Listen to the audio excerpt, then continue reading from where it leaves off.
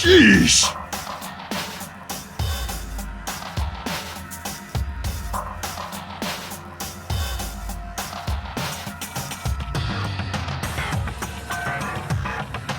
Damn it!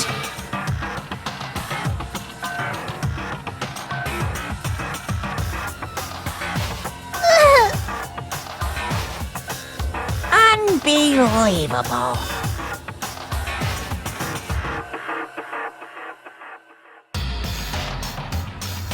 Pum, pum.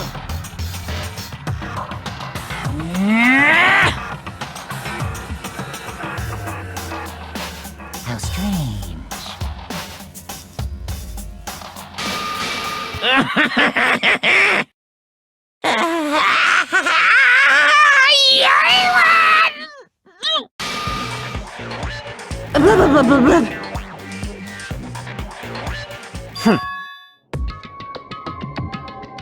Hmm?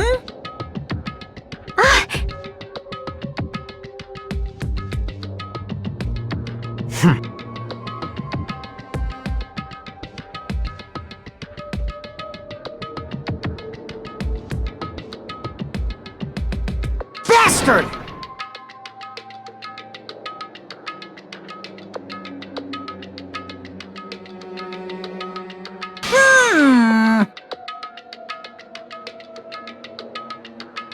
Anyway,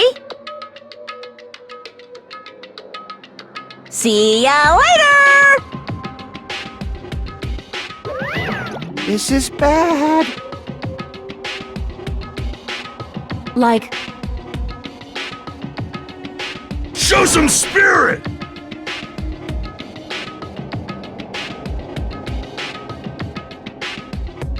This, too, must be the will of causality.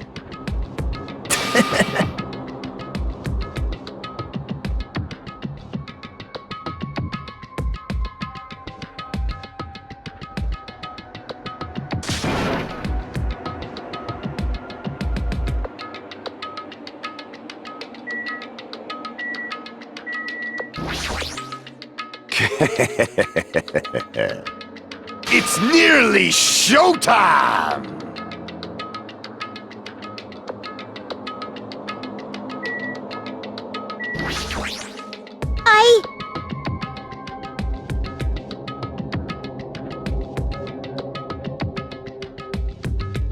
Alrighties!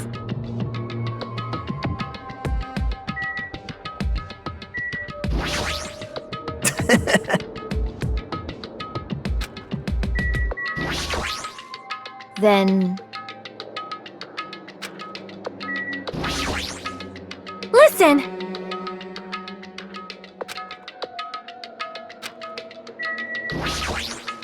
'Cause it's bad.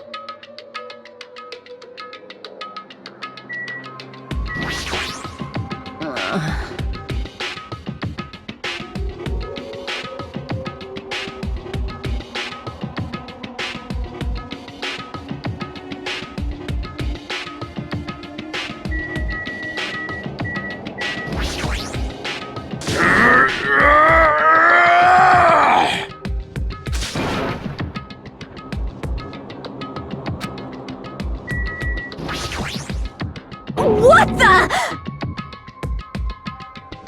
Hey, hey!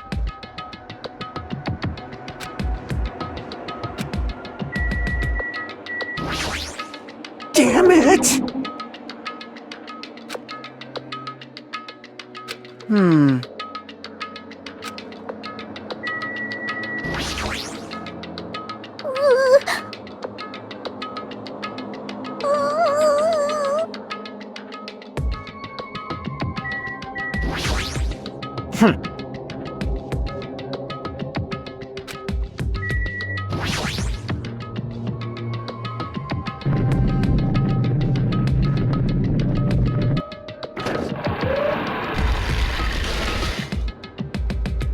You're so evil!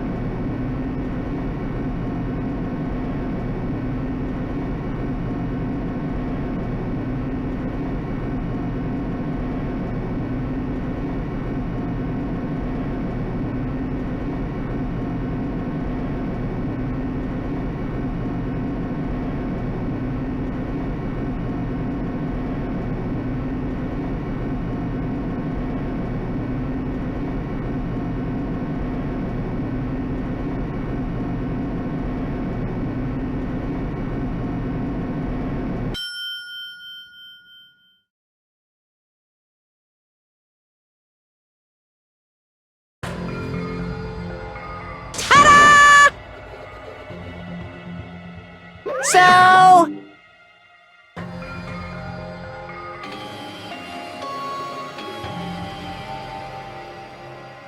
Impossible!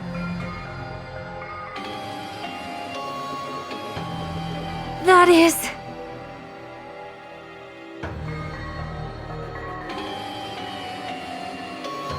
No, no!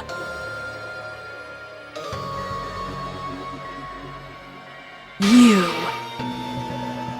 Yaha! Like...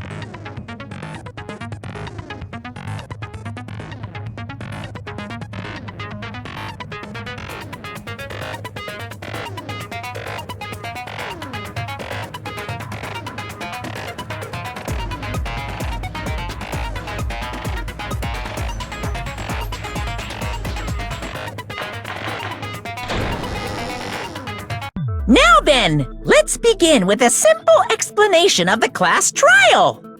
During the class trial, you will present your arguments for who the killer is and vote for who done it. If you vote correctly, then only the blackened will receive punishment. But if you pick the wrong person, I'll punish everyone besides the blackened, and that person will earn the right to leave this island. Oh, no matter how many times I hear it, it's such a cruel rule. Now then, let's first discuss the motive. That masterpiece of gaming, Twilight Syndrome murder case. What? Who cares about that game? The outcome of this trial should be determined by whether or not we find Mahiru's killer. Nevertheless, we shouldn't ignore it. After all, that game is the motive this time. Yeah, you're right. Then let's try discussing that first. I'm sure everyone who's beaten the game already knows that it's based on an actual murder case. Some of us have not beaten that game. Give us a detailed explanation. It means Twilight Syndrome Murder Case is a non-fiction game. Additionally, some of us are characters in that game too. Some of us are characters in a video game? So, I think it's better if we clarify who the characters in the game are first.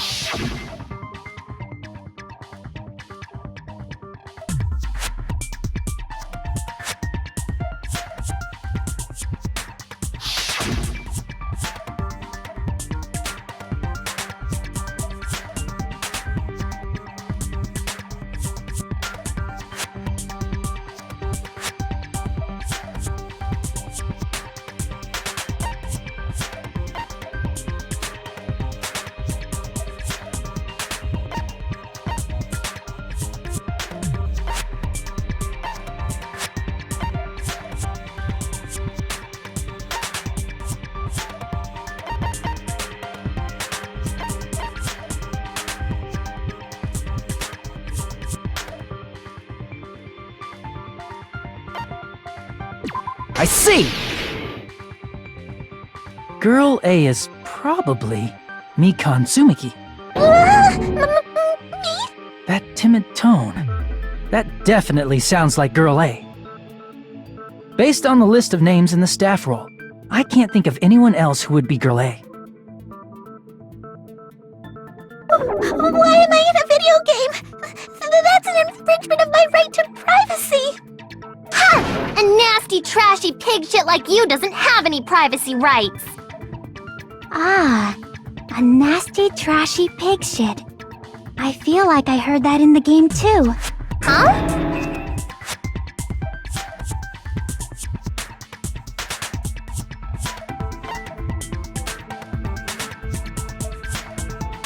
I see!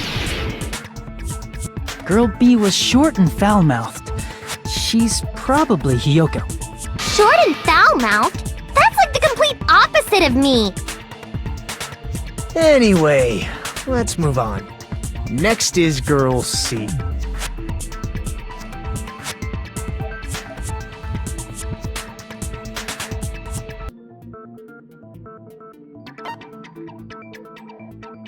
I see! Girl C is Ibuki. Girl C? Then I'll see you next Tuesday! Let's move on to Girl D.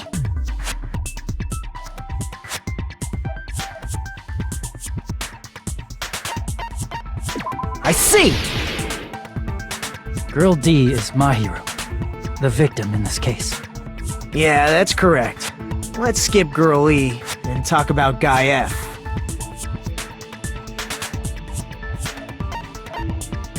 I see! Aren't you Guy F, Fuyuhiko? I was in a game? That's fucking stupid. That reminds me. Wasn't there another person whose last name was also Kuzuryu? Another person? It was one of the names on the staff roll. The names were Sumiki, Koizumi, Sayonji, Miyoda, Sato, Kuzuryu, and then another Kuzuryu. Hold on! Why do you keep saying there were two Kuzuryus? It's not like I'm wrong. That's how it's written on the staff roll. Since you beat the game, you probably know what this actually means, right?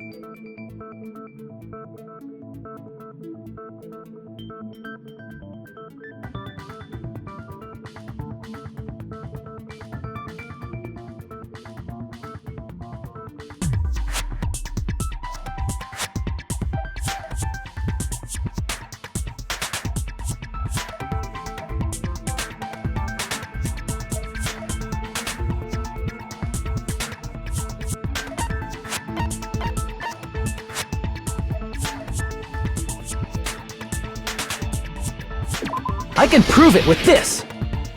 In the game, Guy F, Kuzuryu, mentions that he has a little sister. What do you mean, little sister? This is what Guy F said in the game.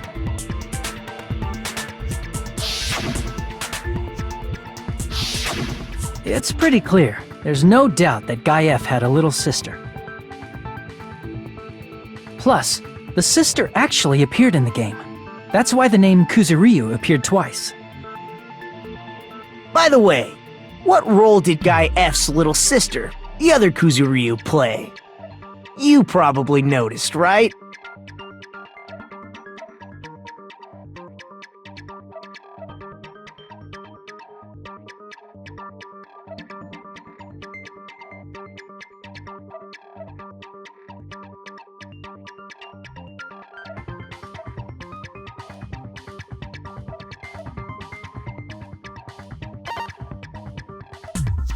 I see! The dead high school girl who was the first victim in the game is the only person I can think of.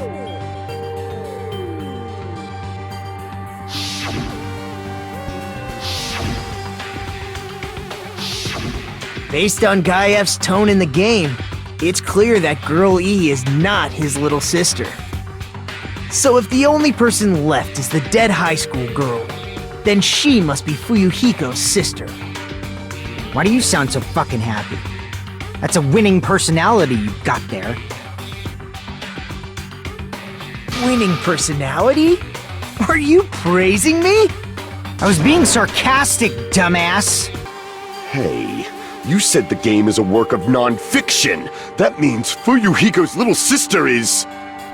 Yeah, I have a little sister. Something wrong with that? It's just a fucking game. Don't go mixing up some video game with reality. It's not just a game. It's definitely based on true events. That's why it's the motive. Don't go making shit up, bastard! If she was the type to die easily, I'd have fucking killed her myself a long time ago. I mean, when I first entered Hope's Peak Academy, she was mouthing off to me as usual and sent me off. It happened just the other day. About that, you're probably thinking like that because you've lost your memories. Shut the fuck up! You be quiet! I see. So you're never gonna accept that that game is based on true events, huh? Okay, I understand your attitude toward this class trial now. Nagito, you seem to be doubting Fuyuhiko a lot. Do you suspect he's the killer? A mystery that easy would make me feel sad. It wouldn't be good enough to serve as everyone's stepping stone. That's why I'd be much happier if Fuyuhiko wasn't the killer. Okay, you're starting to act weird again. Anyway, now we've established who all the characters in the game are. Girl A is Mikan. Girl B is Hiyoko. Girl C is Ibuki. Girl D is Mahiru. Guy F is Fuyuhiko. And the first victim in the game, that dead high school girl, is Fuyuhiko's little sister. That's just a story in a fucking game. If so, then Girl E is Miss Sato. Could it be? The same Miss Sato who likes white rice? I don't know what Sato you're talking about, but I don't think she's relevant to this case. Maybe it's related to Gundam's last name, since they're both really plain names.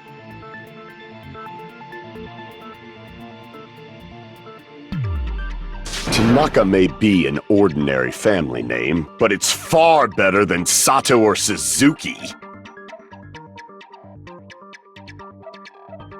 Hey, no one cares about that. Hurry up and talk about the mystery of the game. Huh? What do you mean, mystery of the game? My, you don't know. I heard that Girl E got killed. What? No way! Is that true? Getting killed is so violent, don't you know? My, such awful times we live in. Why did this happen? You guys are definitely friends. So the mystery of the game is the murder of Girl E, correct? Then let's hurry up and solve it! Let's first figure out why Girl E was killed.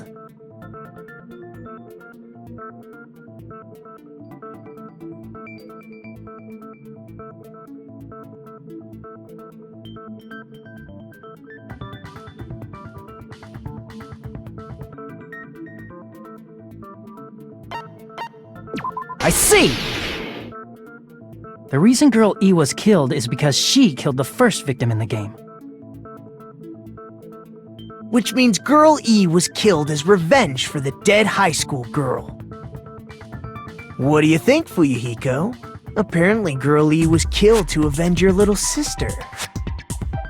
You're fucking persistent. I don't care what that game said at all. But... Is that true? Girl E, she killed the first victim? In order to make that clear, we need to know more about the case involving the first victim's murder. It's the murder that occurred in the music room. I knew it would come up, so I prepared in advance.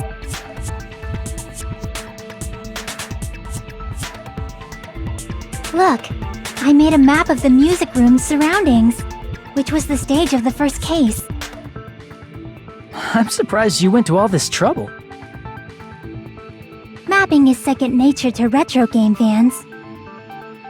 Classic dungeon crawler RPGs have a first-person point of view, so mapping as you play is a basic. We get it! Let's talk about that later so we can focus on the case. Then, I'll start explaining. Girl A, Girl B, Girl C, and Girl D were at the entrance hall when they heard the sound of glass breaking. Immediately, they climbed the stairs to the second floor and headed to where they heard that sound. Girl E was in front of the music room on the second floor, and she confirmed that the sound came from in there. But the door to the music room was locked. So Girl D went to get the key from the office, and when the 5 of them were finally able to go inside, they found the victim's body, dead from a blow to the head. Because the music room's window was broken, the girls thought the killer escaped through there. The sound of breaking glass that they heard at the entrance hall seemed to confirm that. Plus, Girl E's school swimsuit was stolen, so they concluded that the escaped killer was some pervert. How does that sound? Yep, an understandable explanation. Just as expected from the ultimate gamer who excels at clearing games. But it wasn't a pervert, right?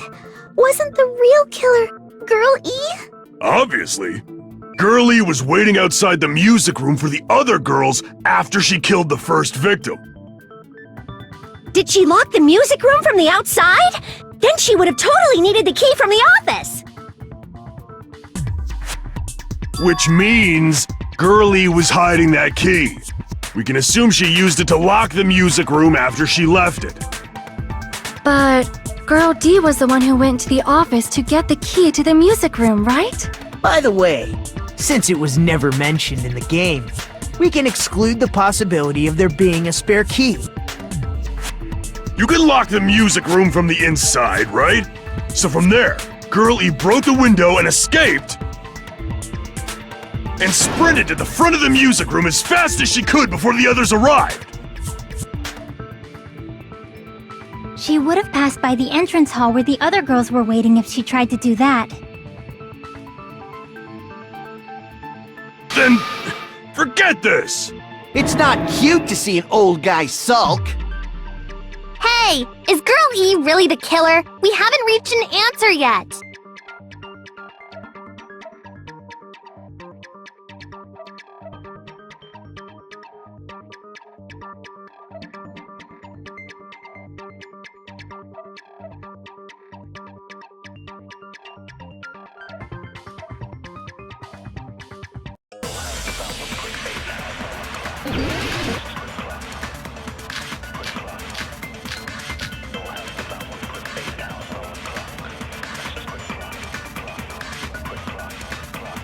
After she killed the first victim in the music room, what did Girl E do?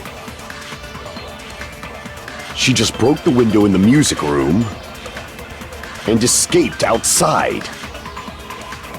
So how did Girl E get from outside the school to the front of the music room? To go back to the music room from outside, you need to go through the entrance hall. Plus, at the entrance hall, the other 4 girls should have been there. At the entrance hall, the girls heard the sound of the window shattering. How was she able to get past those 4 and wait in front of the music room? She probably used a hidden passageway! Twilight's hidden passageway is the world's best!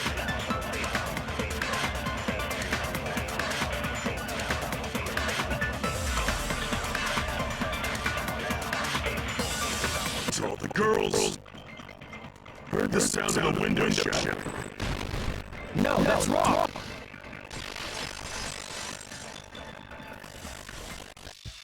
First of all, the sound the girls heard wasn't the window breaking.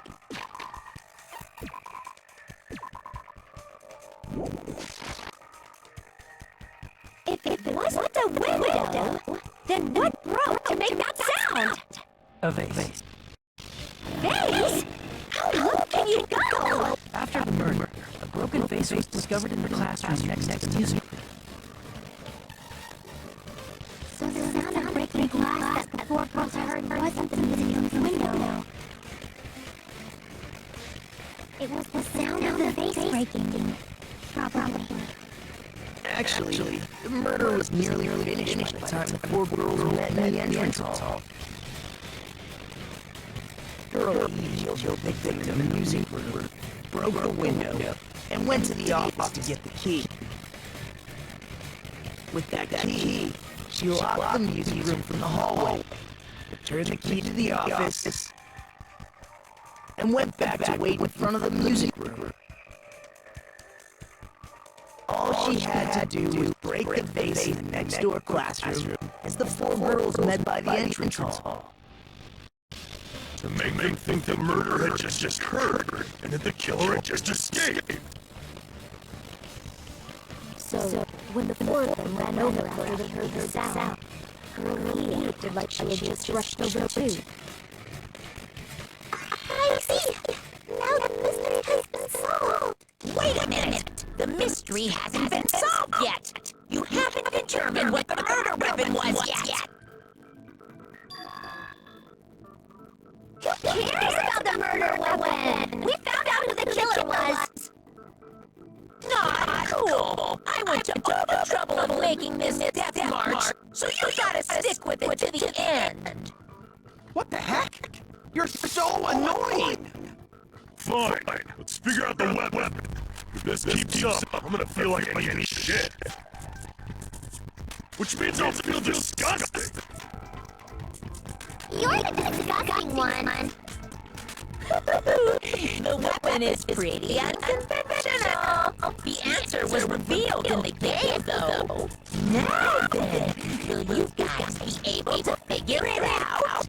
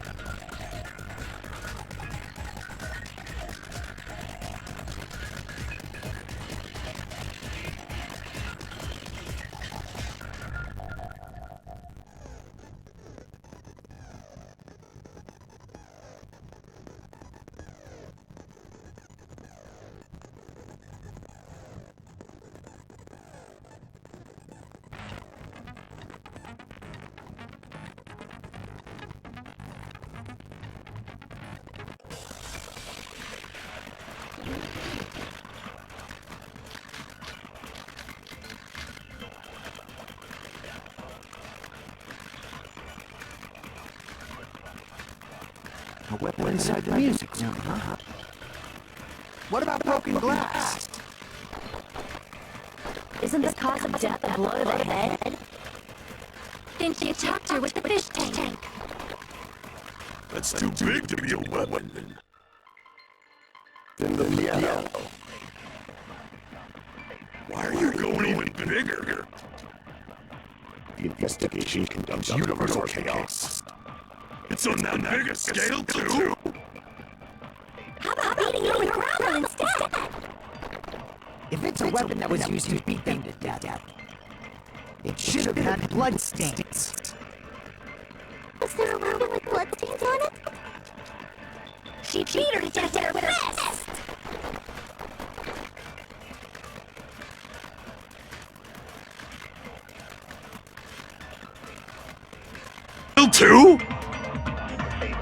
beating her with gravel instead. I agree with that.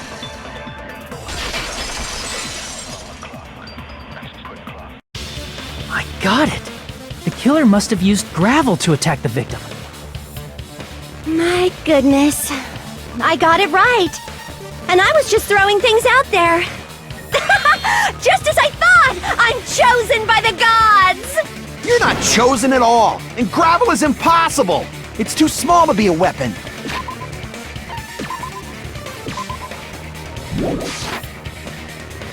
What if the gravel was put inside some sort of bag?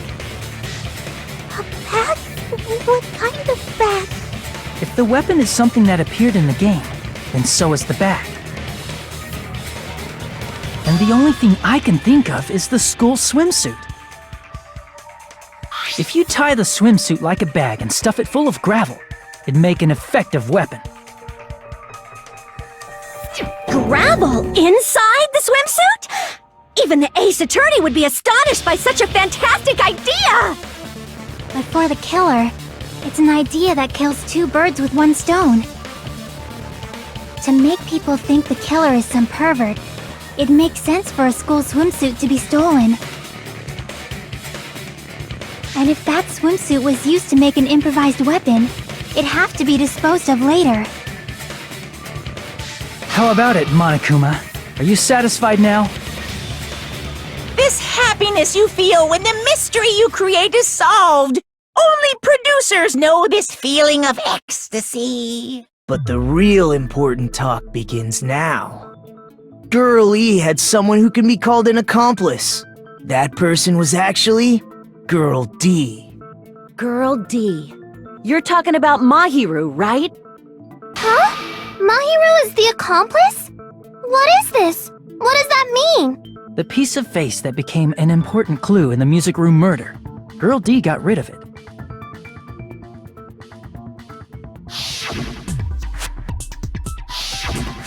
And apparently the reason Girl E committed murder in the first place was to protect Girl D.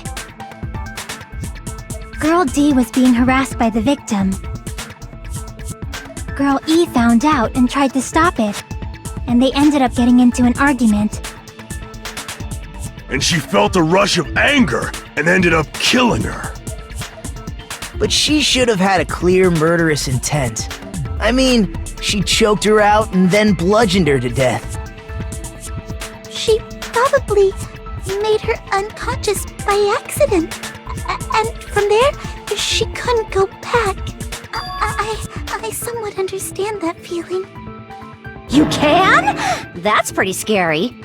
But Girl E was also killed by someone on the 4th day, or the game's last day. I might as well ask just in case. Who do you think killed Girl E?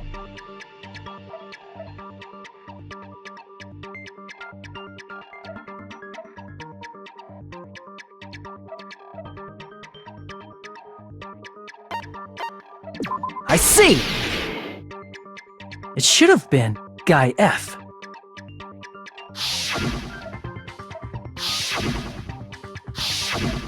A scenario where Guy F murders Girl E out of a burning, hellfire desire to avenge his murdered sister.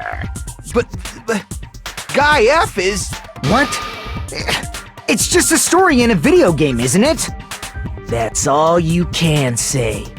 If that game is telling the truth, it'd be a huge problem for you. Hey, clear this up for me. Those of you who appeared as characters in the game, do you remember this incident? That is... I'm terribly sorry, but... They don't remember. That's obvious. Because their school memories were like totally stolen. Even if I don't remember, I already know! It's obvious that guy is the killer! No one would kill a nice person like Mahiru besides a piece of shit menace to society like Fuyuhiko! Girl E and Mahiru were killed by that guy! You sure do talk a lot of shit. Well, I'm used to it by now. But does Mahiru's murder have anything to do with that game? Perhaps the two are unrelated.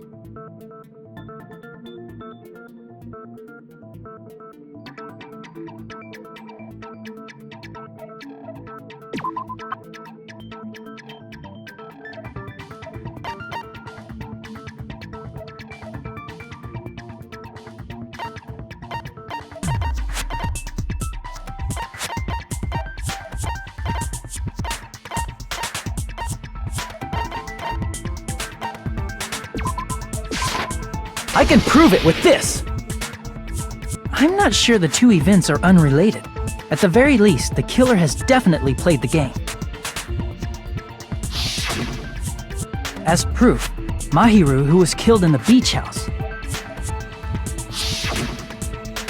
and Girl E, who was killed in the game, were both killed by a blow to the head with a metal bat. There's no way we can ignore that connection. Someone must have wanted to split her head open the exact same way they avenged the first victim. Hey, why don't you confess already? You're the one who killed Mahiru, right? You better cut that out right now! There is no way a stupid game could be the motive! You're dumb enough to believe that stupid game, and that's why you killed her as revenge! If you keep making up your mind like that, we're just going to go around in circles. And it's true Fuyuhiko may look suspicious, but don't you think that'd be too obvious? What did he... I mean, there's a possibility that it's a trap set by the true killer. Trap? What do you mean? The true killer played that game, and most likely found out about the relationships between the characters. That person could be using that knowledge to try to set up Fuyuhiko. Are you saying that a completely different killer murdered Mahiru and used the game motive as their cover? Isn't that what happened, Hiyoko? Huh? Don't you understand? I'm saying you might be the true killer. What is this? Like, I can only laugh. What are you even saying, you nasty toilet-clogging bitch?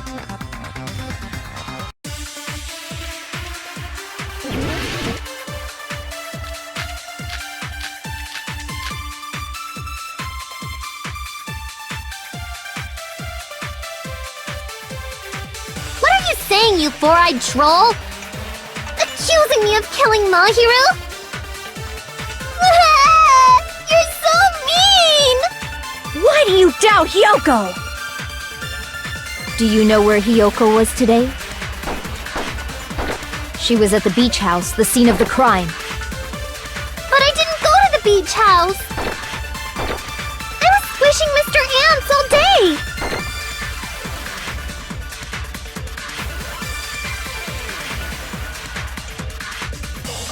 The scene of the crime. But I didn't go to the beach house! No, that's wrong!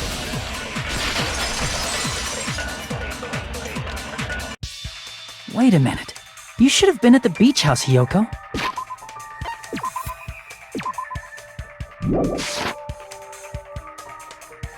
Seriously, I told you I didn't! But these footprints in the sand in front of the beach house, aren't they yours? I don't have such ugly footprints! They're probably Mikan's based on how ugly they are. Don't decide that based on ugliness! They're not Hiyoko's footprints? That's strange. The footprint I collected from your room matches these footprints perfectly. Collected? I never gave you permission to collect that, you nasty pedo! Plus, the footprints left in the sand were facing away from the beach house. Which means, when the owner of these footprints went inside the beach house, they used a different entrance. A different entrance? Are you talking about the door facing the road that Mahiru's body was leaning against? Are you saying when that person went inside the beach house, the body hadn't appeared yet? The door was still accessible when they went in, and wasn't when they left. Which means something happened in between those two events. Isn't that right, Hiyoko? Ah! I remember now! I remember when I went to the beach house! So you finally decided to confess. I'm pretty sure you guys already know this, but going for walks in the morning is my daily routine. I I've never heard of that daily routine before. And that's when I went to the beach house. I went there on my morning walk. I see. If you went there during your morning walk, that doesn't have anything to do with the case at all. Don't believe her so easily, dumbass. She's obviously lying. Huh? It's a lie? People who call other people liars are usually liars themselves. If you say I'm lying, prove it. Can you even prove that I'm lying? There's no way a bunch of worthless idiots like you guys would be able to do that.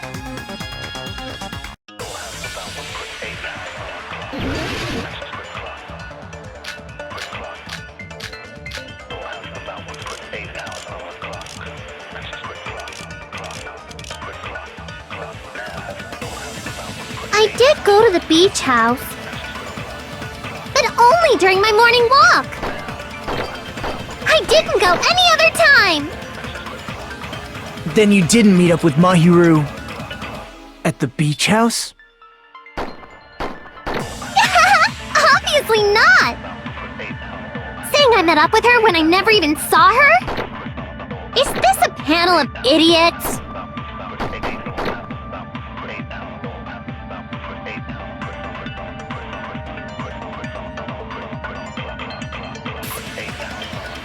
But only during my morning walk.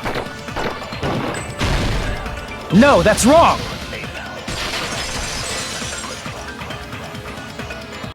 Only during your morning walk, huh? Will you still claim that after you take a look at this letter?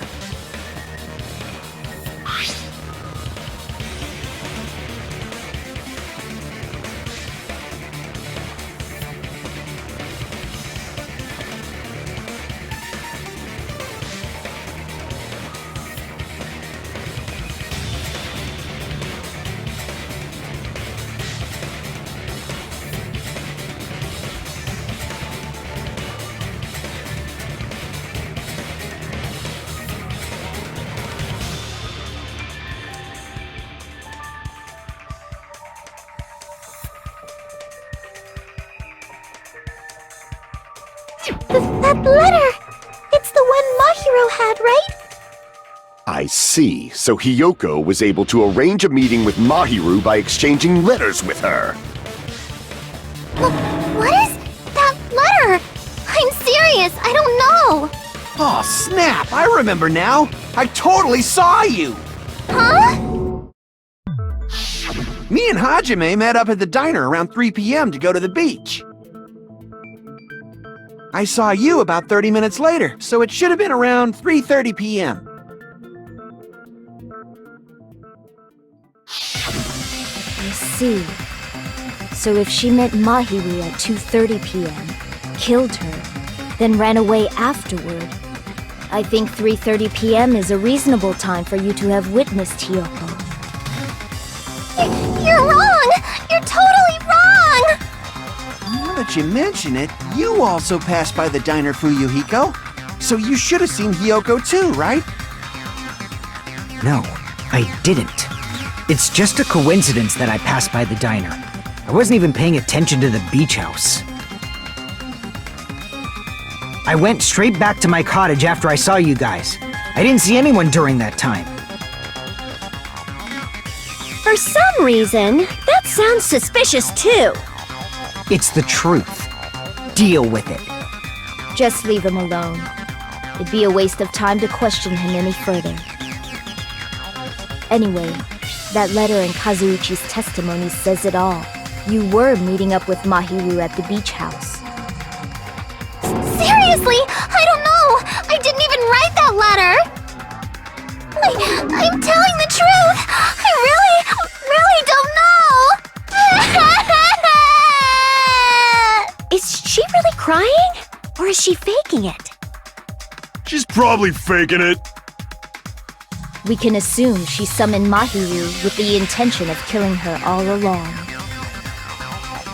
That's why she wrote a letter to let her know where to meet, so the others wouldn't find out. And then you went ahead to the beach house, hid yourself in a specific place, and waited for Mahiru. There's evidence for that too.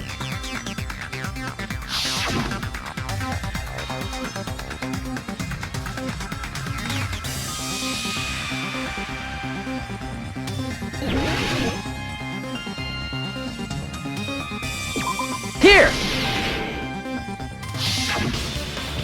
The place where Hiyoko was hiding. Are you talking about the closet? Yes, that's right. The gummy candy we found on the floor is the evidence. Hiyoko, your favorite candy is gummies, correct?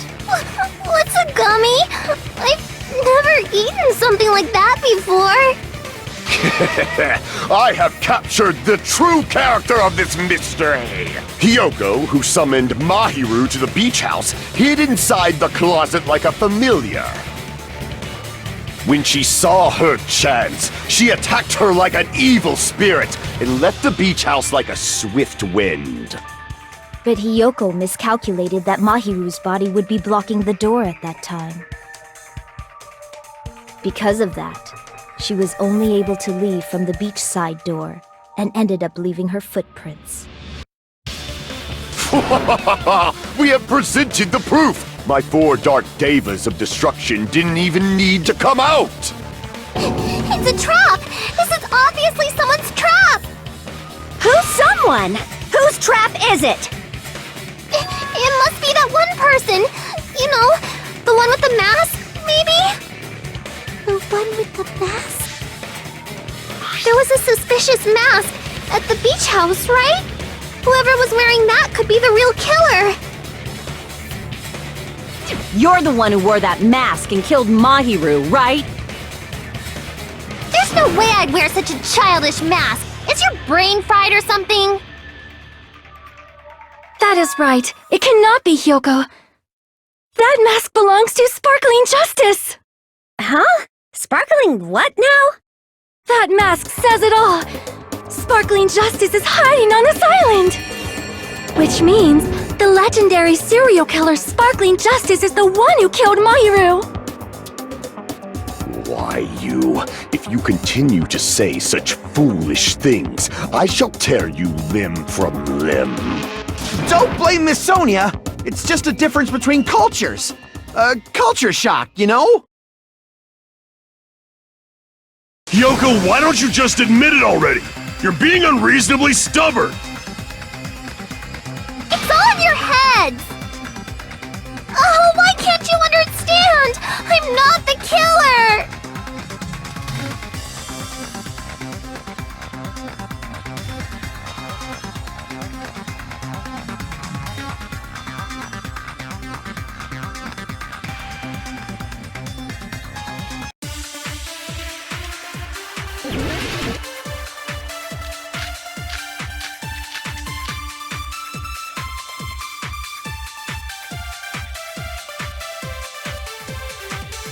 I shall render my verdict upon this mystery's conclusion. Hiyoko is the sinner who killed Mahiru! I'm telling you, it's a trap! There's no doubt! You went to the beach house, right? That is... And weren't you also hiding in the closet? So that's when you dropped the gummy! You waited for your chance to kill Mahiru.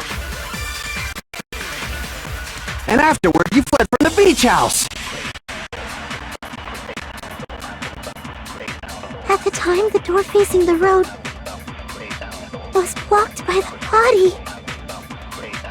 So you were forced to flee from the beachside entrance. And that's how you left your footprints!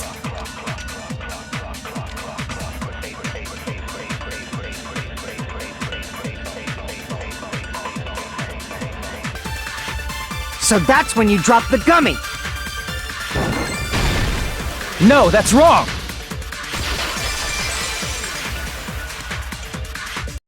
About that gummy, did Hiyoko really drop it? The only one childish enough to eat gummies is that midget over there. You're a midget too, you know. You're the one who worries about never getting taller. It's true Hiyoko likes to eat gummies, but she only eats a specific brand. The brand of gummies you eat only have strawberry, melon, grape, and orange flavors, right? Huh? But what about the lemon flavor? The gummy at the crime scene was yellow, so it obviously looked like it was lemon flavored. Huh? That gummy is yellow? Then it's not mine!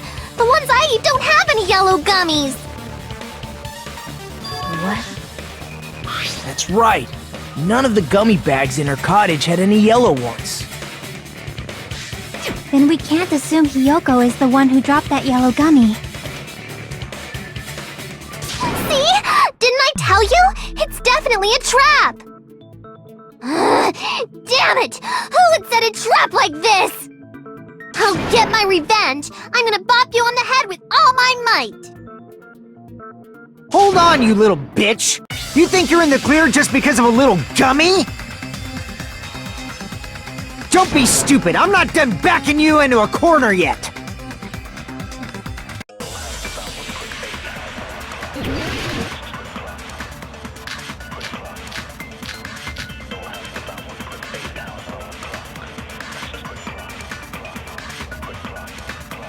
We're not done with Hiyoko yet! There's still a huge piece of evidence left! You're talking about the footprints near the beach house, right? It's true, that's an important piece of evidence. And we can thank Mahiru for it!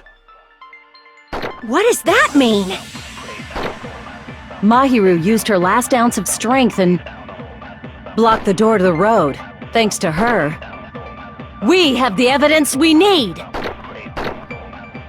That's wrong! I left those footprints during my morning walk!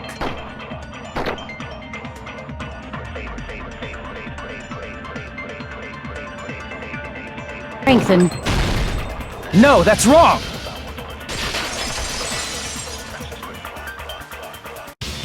Mahiru didn't block the door. Her death was instant. Instant death? According to my autopsy, yes, there's no doubt that Mahiru died instantly. If you keep making shit up, I'll fucking kill you! I'm sorry! Fuyuhiko, you cannot do that. Only a coward threatens women. I'm pretty sure her death was instant, too. I mean, her injury was only a single blow. That's why Mahiru isn't the one who blocked the door. Someone else used her body to block it. Someone else? The killer, of course. They're the one who blocked the door with Mahiru's body. That's why there were bloody drag marks left on the floor. But why did the killer block the door? Just ask Hiyoko. She's the killer after all.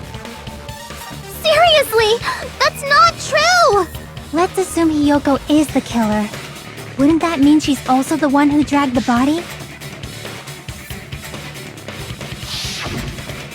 If she handled a body that bloody, I think her clothes or skin would have been stained with blood. Huh? But when I saw her, she was clean. See? I told you I wasn't the killer! Yay! With this, my innocence has been proven! I won't let you look down on me! We haven't decided that yet! Hey, Fuyuhiko. Why do you keep insisting that Hiyoko is the killer? Shut up! I'm telling you, she's the killer! That little bitch is definitely the killer!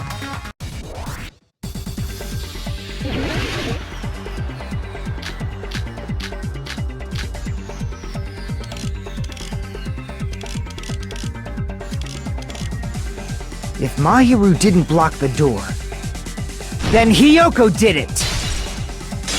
She killed Mahiru and blocked the door with her body! Hiyoko is the only killer I could think of! If Mahiru didn't block the door, then Hiyoko did it! She killed Mahiru and blocked the door with her body! Hiyoko is the only killer I could think of! If Mahiru didn't block the door, then Hiyoko did it! She killed Mahiru and blocked the door with her body! Hiyoko is the only killer I could think of! If Hiyoko moved the body, then she should be covered in blood. So what, dumbass? There's a shower room inside the beach after she moved the body. She just washed it off in the shower. The fact that Hiyoko was at the beach house can be proven by the... Did you get all that, you bastard? Damn it! If Mahiru didn't block the door, then Hiyoko did it. She killed Mahiru and blocked the door with her body. Hiyoko is the only killer I could think of. If Hiyoko moved the body, then she should be covered in blood. So what, dumbass? There's a shower room inside the beach after she moved the body. She just walked. The fact that Hiyoko was at the beach house can be proven by the footprints in the sand. Crap! He just washed it off in the shower. Allow me to cut through those words! No, washing it off in the shower is impossible, because the shower in the beach house was out of order. Out of order? I'm terribly sorry. I haven't had any time to actually repair it. Then maybe she took her clothes off to move the body, and when she was done, she put them back on. Are you saying I did something that perverted?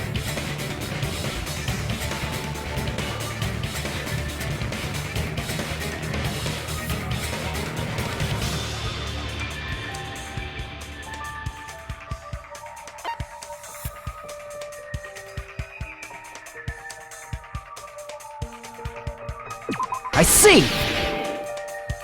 Listen to me, Fuyuhiko. Hiyoko mentioned this before.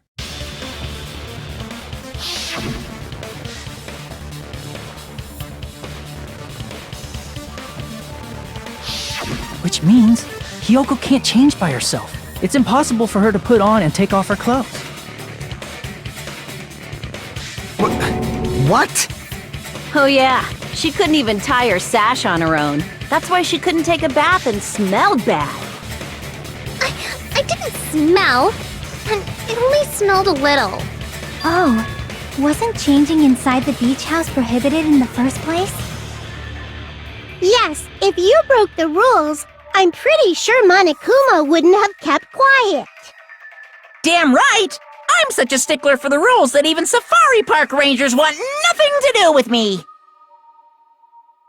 If she didn't change her clothes, then what did Hiyoko do with the blood that got on her? Like I've been saying, the blood wasn't on me in the first place, because I never touched Mahiru's body!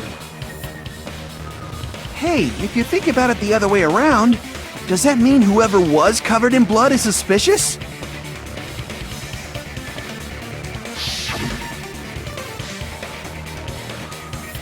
Because if so, I believe Akane was soaked with blood when we all met up to go to the beach.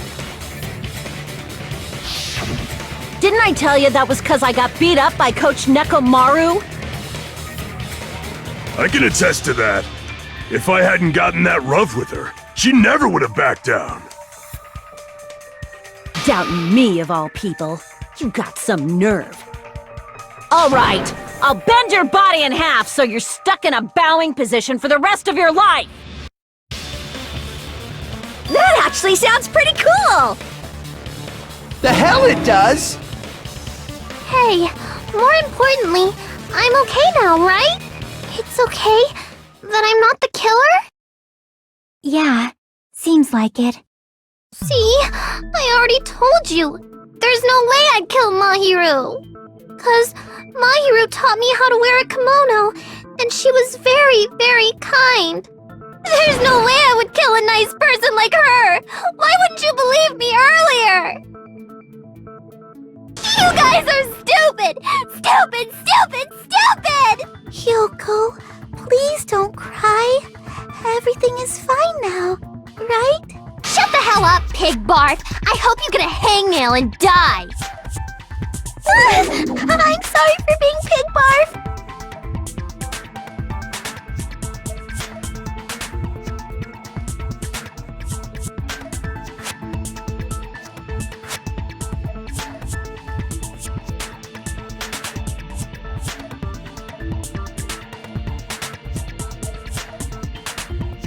Hey, Hyoko.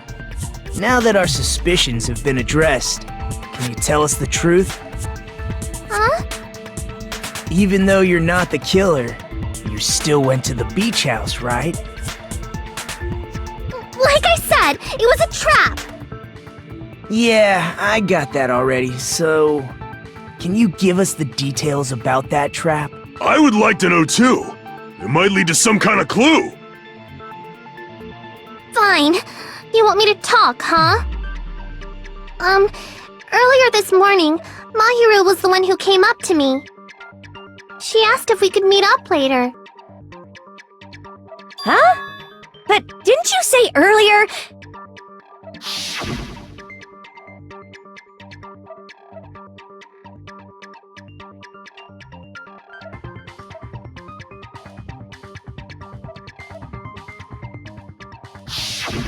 Damn it! So that was a lie? 'Cause I thought it'd be doubted if I admitted it. So I figured it was better not to say anything.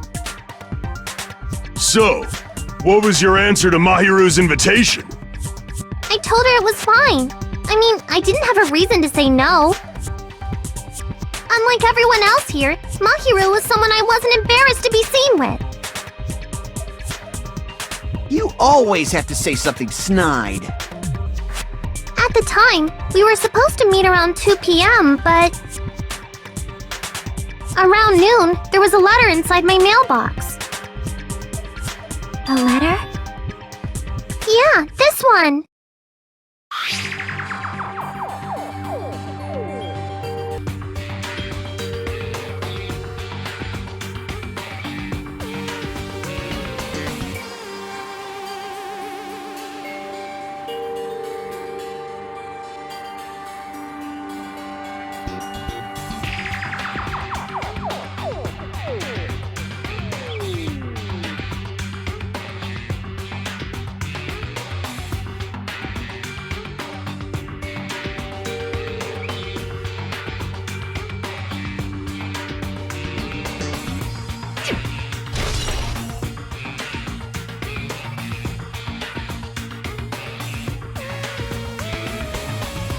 I saw this letter and went to the beach house at that time.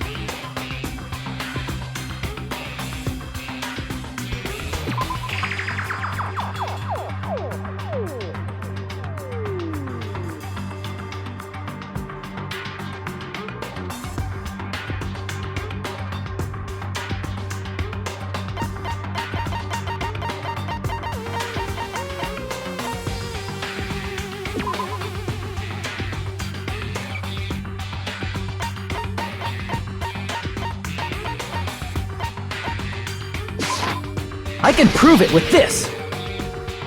This letter. Doesn't it look like its contents are different from the letter Mahiru had?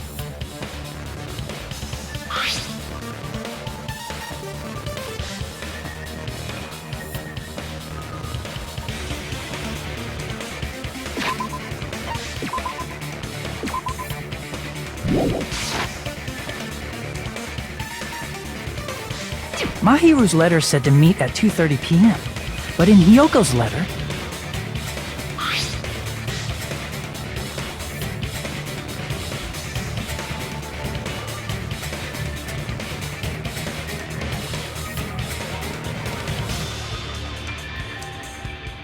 Whoa! The meeting times are off!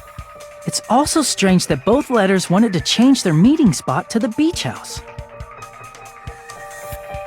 It would be plausible if one of them said it, but for both letters to say the same thing?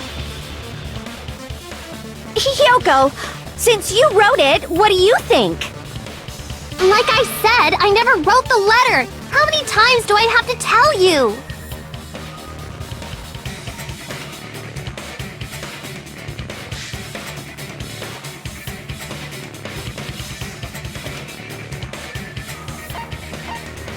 I see! The killer must have forged both letters. The killer forged them so they could manipulate their actions. Yeah, that's how we should think about it. That seems very likely. In fact, if you compare both letters... Confirmed! Just as I assumed, the handwriting is the same. The content of the letters matches too. Like this part. I was going to tell you in person, but I couldn't find you, so I put this in your mailbox. This part. It seems there's someone who wants to interfere with our meeting. And this part. Let's keep it a secret. Until then, let's try not to see each other for a while. The killer forged both of those letters. In doing so, they were able to control Hiyoko and Mahiru to do their bidding, like a netherworld puppeteer. So they completely tricked me. And then Mahiru's killer. How mean! Give me back Mahiru! Really? This is really terrible. I've offered to help so many times. But the killer this time didn't discuss their plan with me at all. It's all my fault. I'm so ashamed of being unreliable. Here we go again. Once we let our guard down, this happens. We can just lightly punch him to death later. So based on what the letter said, you went to the beach house at 2 p.m., right, Hiyoko? What's most important is what happened afterward. What on earth happened there? I fell asleep. Why'd you fall asleep? It's not like I wanted to. I think I was forced to get a whiff of some kind of medicine or something. Medicine? That medicine. Could it be? Did they get it from the drugstore? I thought that place seemed unsafe. They even have prescription medicines laying out in the open. If you were aware of that from the start, you should have done something about it. I'm sorry. When I woke up, I was inside a small closet. And when I rushed out, I saw Mahiru's body. And that's why you ran out of the beach house in such a panic! I was scared. I was really, really scared. Really scared that I couldn't help, but... The killer probably planned to frame Hiyoko from the start. And for that reason, they summoned Hiyoko before Mahiru, put her to sleep, and shoved her inside the closet. So their reason for blocking the door with Mahiru's body was to make Hiyoko leave her footprints as evidence. Everything was done to frame Hiyoko as the killer. That's horrible! I didn't do anything wrong, and I was framed by Mahiru's killer!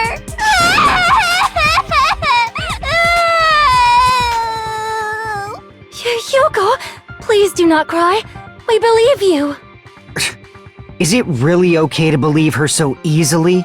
She might be faking those tears, you know. This'll never end if you keep being so suspicious. Isn't that what a class trial is all about? The only way to survive is to be suspicious. This is where we go to thoroughly doubt each other. So if you believe in each other so easily, then there's definitely something wrong with you. You're wrong, Fuyuhiko. We aren't supposed to doubt each other here. We're supposed to work together. The class trial is where we cooperate with each other, work hard, and aim for victory.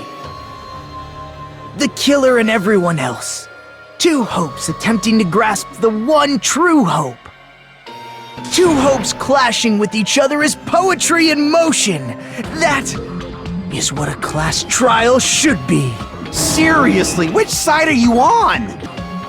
I'm on the side of the absolute hope that can overcome any despair. And I believe that absolute hope exists at the point where two hopes clash. Your stance is neither white nor black, but gray, and you do not yearn for your life, or even for victory. Jeez, I wish he'd just side with the enemy already so I can believe what he's saying! Let's stop. Believing every little thing Nagito says is a waste of time. Yeah, we need to figure out who Mahiru's killer is. There should be a new clue contained in what Hyoko has told us. So, let us believe Hyoko's words and discuss it once again with everyone. Yup, yup. The debate proceeds when you assume you can believe each other. Good job. That's the right way. That's the splendid power of teamwork. Hey, what do you think of that, Monokuma? I'm not gonna let you have the outcome you want. Hey. Whoa! He's sleeping! Dumbasses. You bastards don't know anything. If you're stupid enough to trust each other, the only thing waiting for you is the bitter truth.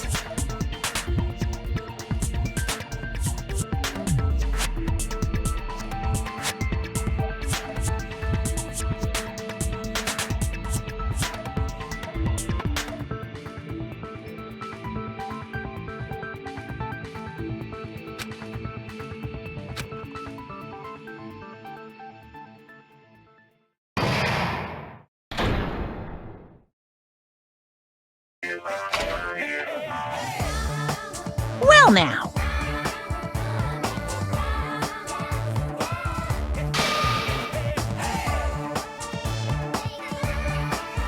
Hey!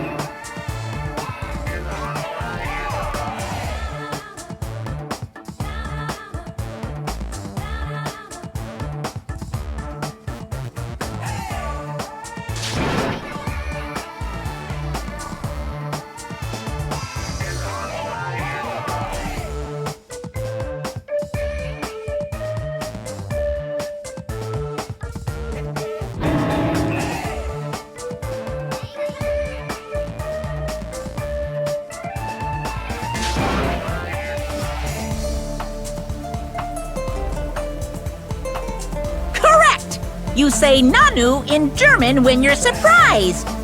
I'm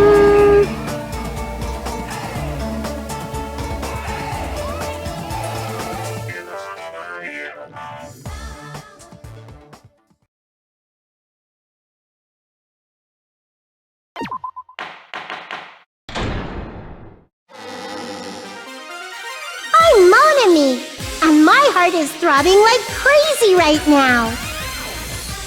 To think that the person who killed the wonderful Mahiru Koizumi is in this room!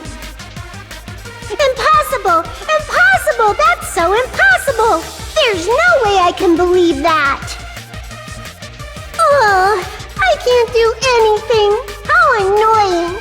But I'm just gonna believe in everyone. That's the least I can do. Everyone do your best. Don't lose to yourselves. And don't forget to save regularly! Well, now that we've decided to believe Hyoko, now what? If the killer was luring Hyoko into a trap, then something that was used there might be a clue. Do you mean the letter? No, it was probably the gummy. Huh?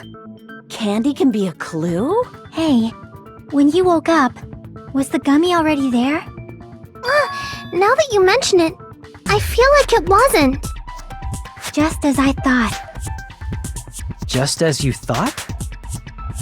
If the killer planted evidence while Hyoko was there, she would have thrown it away if she found it. Which means the gummy was placed inside the closet after Hyoko fled from the beach house? The killer returned to the scene of the crime? After I left? They wouldn't have to do something that troublesome as long as they hid somewhere within the beach house. That's impossible! There's nowhere to hide! I even glanced inside the shower room as I was running away, but there was nobody there! Then, does that mean the killer came back? I wonder. At any rate, the solution to that problem is connected to what really happened. That's what I think.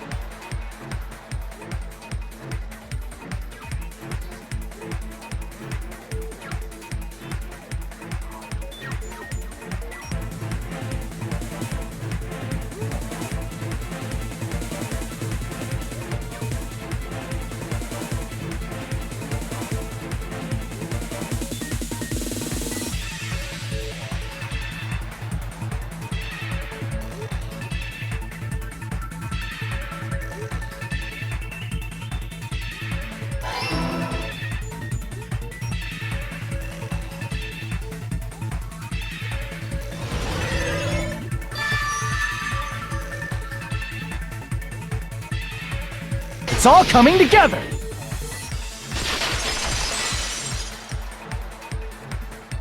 Do you think the killer might have been hiding? You spent all that time thinking just to say something so pointless. How disappointing. Didn't I just say there was nowhere to hide? Do I have to explain it in another language so you can understand? Her personality got a hell of a lot more forceful once she stopped being a suspect. No, there should have been a place for them to hide. A place you didn't look, Hiyoko. What are you saying? Stop being annoying or I'm gonna make Akane bop you on the head and shut you up for good!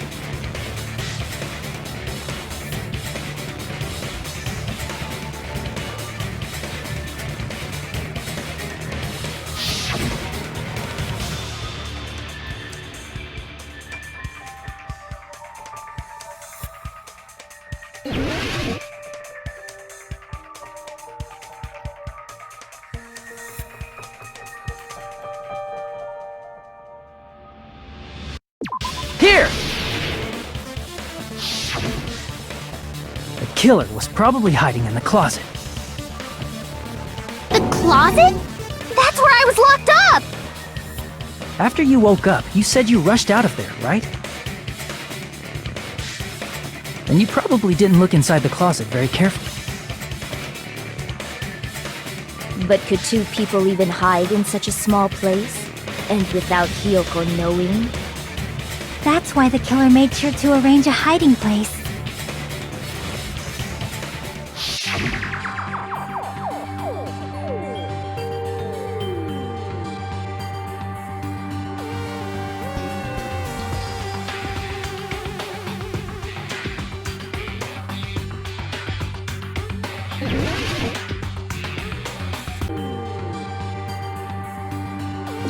Here! What about the surfboard case in the closet? I'm pretty sure they could have hidden in there. Huh? Inside the surfboard case? But the shelf it was on, it was pretty messy, don't you think? Two surfboards were stacked on the top shelf, and there were surfboards that weren't even in a case. The killer probably did that on purpose to secure a hiding place. 'Cause we haven't been on this island that long, so the closet shouldn't have been that messy, I think. Then, the killer was close to me during that time? Yeah, they were quietly holding their breath and hiding very close to you. It's kinda like in for a penny, in for a pound, so to speak. Don't you mean it's always darkest under the lighthouse? I shouldn't say things I don't understand, like, so to speak. Anyway, the killer hid silently, and after making sure Hiyoko left, they finally left the surfboard case. I agree with that as well. Seriously, nobody asked what you think. There's no way the killer would leave Hiyoko by herself if they were trying to frame her. If Hiyoko was left alone and ruined the evidence the killer had planted, it would have messed up their plan. Instead, it makes more sense to think that the killer was hiding in the beach house, watching Hiyoko. Saying whatever you want, even if we didn't ask. All right, if you don't want to friggin' get punched, just stand still and let me punch ya! Oh, you shut up. Then, grit your teeth. Sorry, Akane. It's not like that. Hey, Monokuma. Can I ask you about something that seems strange to me? I believe Prince Shotoku was from the future. A man from the future is always directing the flow of history. I'll listen to your story about men from the future some other time. As I recall, the body discovery announcement is made when 3 or more people discover a body, right?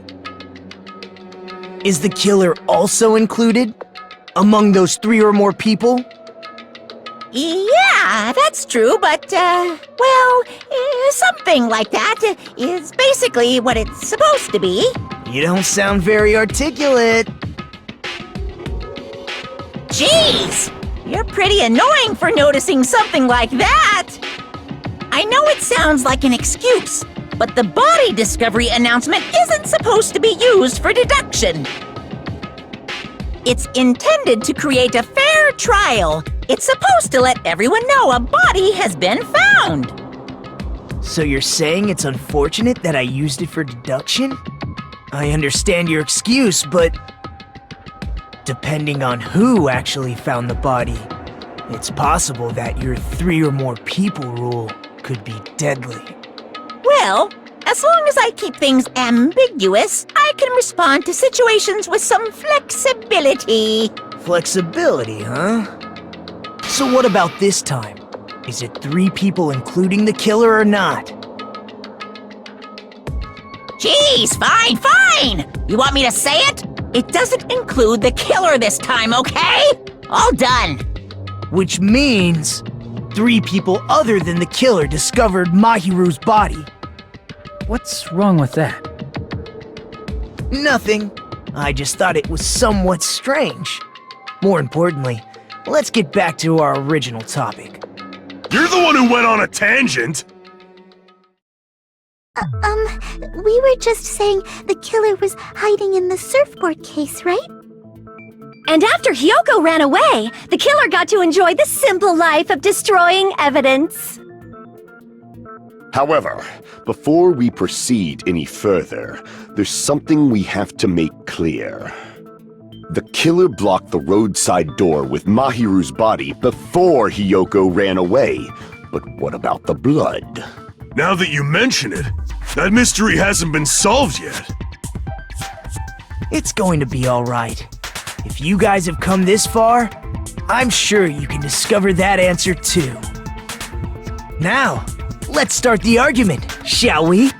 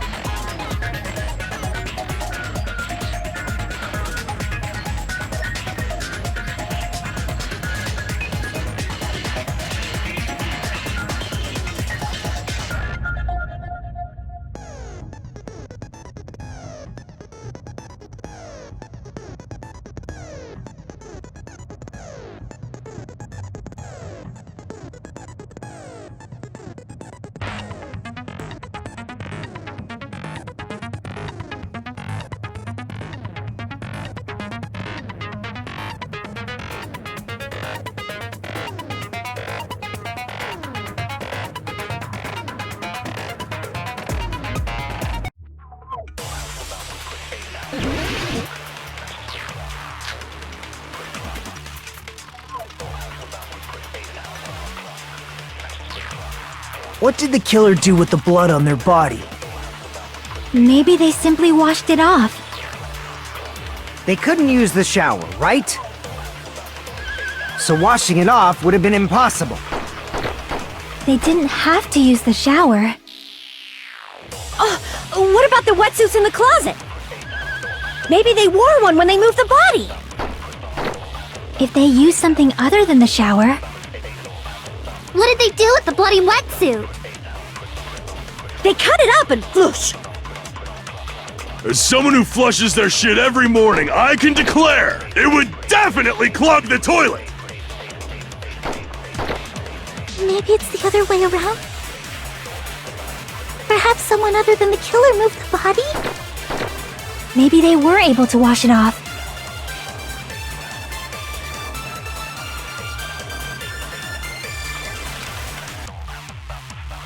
So washing it off would have been impossible. No, that's wrong!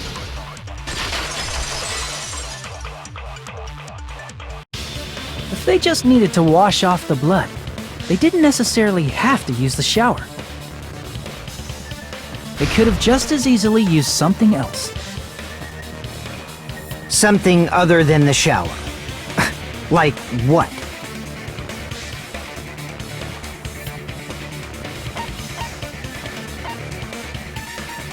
I see! Drinks inside the refrigerator.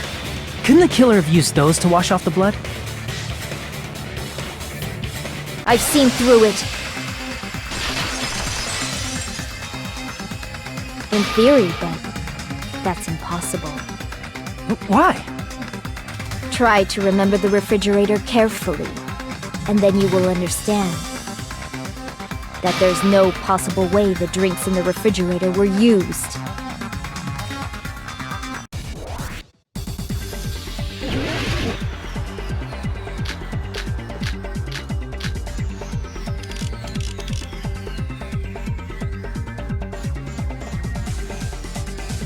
It's true there were drinks in the beach house refrigerator. However, try one bottle drink. It wouldn't be enough to wash off the blood.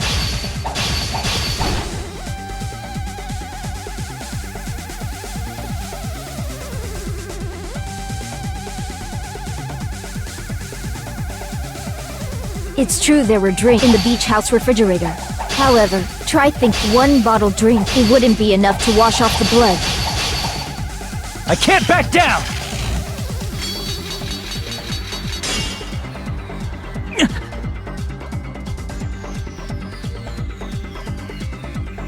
It's true there were drinks in the beach house refrigerator. However, try it wouldn't be enough to wash off the blood.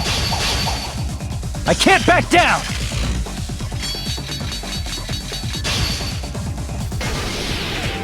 We can't assume they used just one drink. They could have used a bunch of them to wash it off. Didn't I say it was impossible? There were no water bottles in the refrigerator. Allow me to cut through those words! No, there were water bottles inside the refrigerator. How many times do I have to tell you? There were no water bottles in there whatsoever. That was after the incident, right? But before the incident, there were water bottles in the fridge. And the killer took all of those water bottles and used them to wash the blood off their body. So you're saying the water bottles were gone? Because they were all used? That's a logical fallacy. It's not a fallacy. There should have been evidence inside the trash can. Evidence like a lot of thrown away plastic water bottles. Isn't that right, Chiaki? Oh, you're right. These bottles look like they may have been filled with water. Well, now that you mention it, when I went to the beach house a few days ago, I feel like I drank one of those plastic water bottles. Huh? You should have said so sooner! Then, the plastic water bottles were used in place of the shower. Dousing your body with lots of water bottles is such a simple and easy to understand explanation.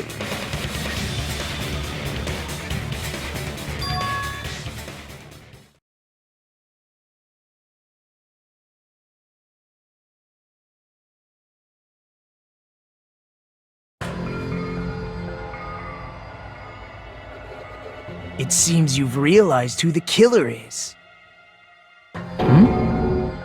See? Just as I thought. Hold on. You know who the killer is? Is that true? Let me ask. Who might that be?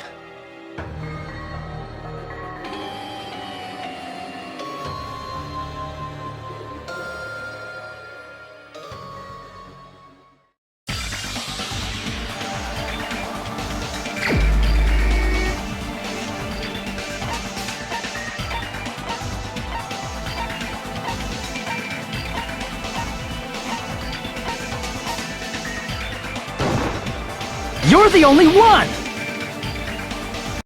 Peko. Is it you? Hey! What are you being quiet for? They're accusing you of being the killer! Then I should ask you this. Why do you believe I'm the killer? I remember when we were all meeting up to go to the beach. Your appearance when you came to the diner.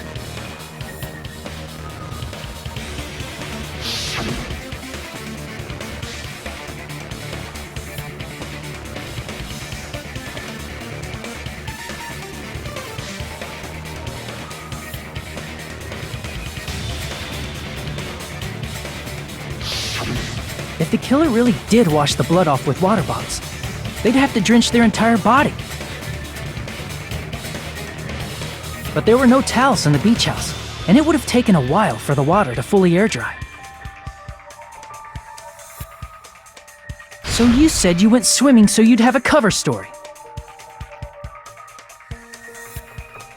Don't just stay silent! Say something! Hold on, you bastard! You saw her at the diner! You never saw her near the beach house, right? So maybe she really was swimming! No one even saw her swimming.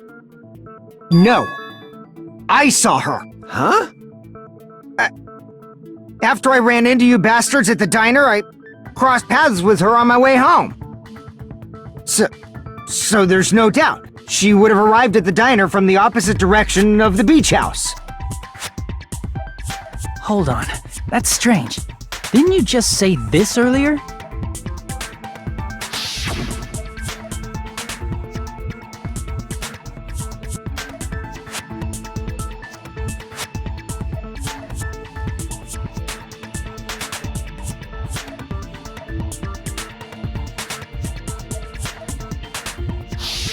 You told me you didn't see anyone. Don't try to tell me you forgot about that.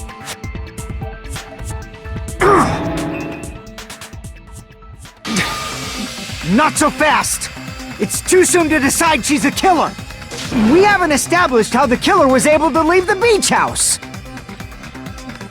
Now that you mention it, you're right. The roadside door was blocked, and if it's impossible to leave from the beachside without leaving footprints, then how the fuck did the killer escape? Why are you all fired up, Fuyuhiko? You're not the suspect. Peko is. Who cares about that? Answer me! If you have an explanation, then show me what you got! We might have an answer. Huh? Do you really? This mystery seems unsolvable.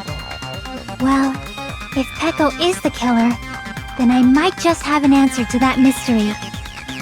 I see. Then let's hear this alleged method of escaping the beach house. First, let's establish how the killer escaped.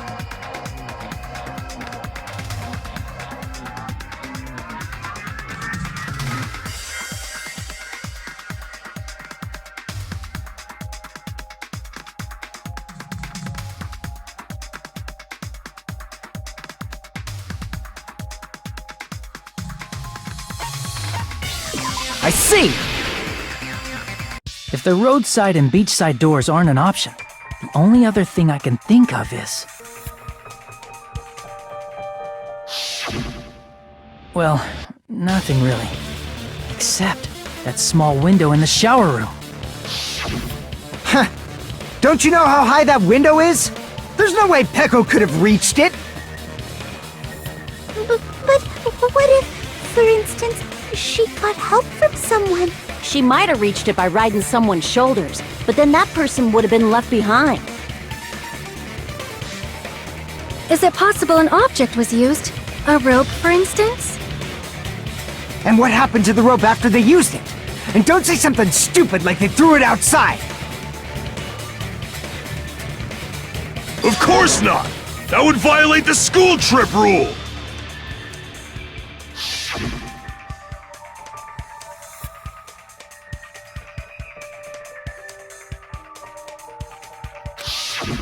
Littering is prohibited. Even if it might be evidence, rules are still rules.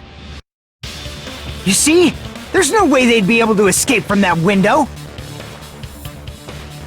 No, they just have to use an object. Chiaki, don't fall asleep on us! We just said they couldn't use an object! You did? I thought you were saying they couldn't dispose of an object. I see!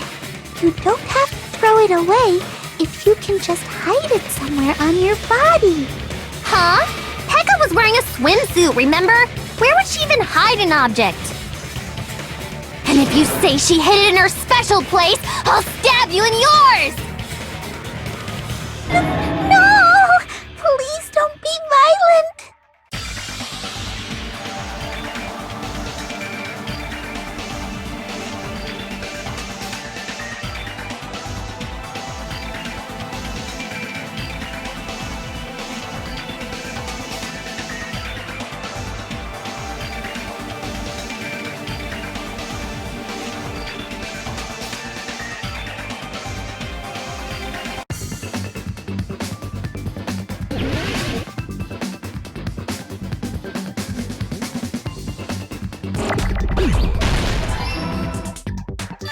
I got it!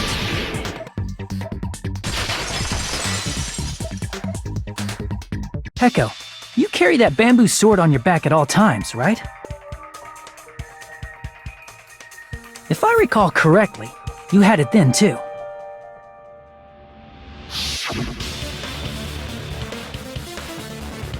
Despite the fact that you had a swimsuit on, you were still wearing your bamboo sword.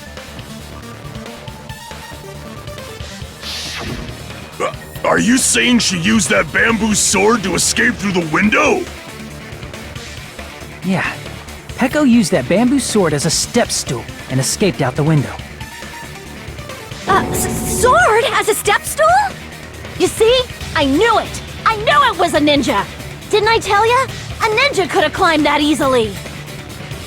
Ninjas know a climbing trick where they lean their sword against a wall and use the handguard as a step stool. Wow! Just like a Japanese ninja! Miss Sonia, ninjas only exist in Japan. Well, it is a bamboo sword, but I'm sure a slender girl like Peko could easily use it to climb. Well, Peko, do you have anything to say?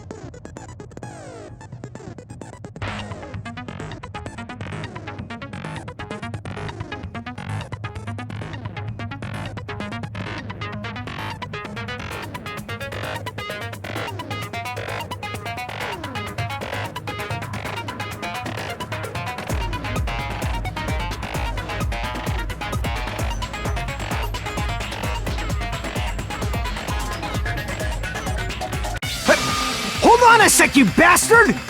You're saying she used her sword as a step stool and went out the fucking window? Then what about the sword? It would have been left in the shower room and she wouldn't have been able to recover it, dumbass! Fuyuhiko, why do you even care? Shut up! Just shut the fuck up and answer me! If you have an answer, then fucking give it to me! If she used the bamboo sword as a step stool, it would have been left behind!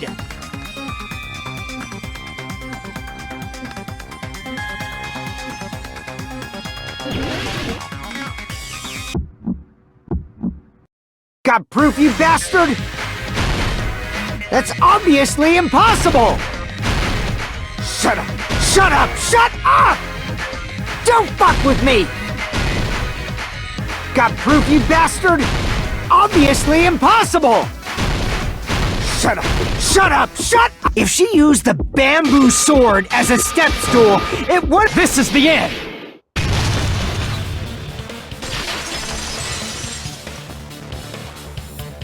If she used her bamboo sword as a step stool, she could have recovered it with her sword bag. When she leaned her sword against the wall to use as a step stool, she tied her sword bag to it.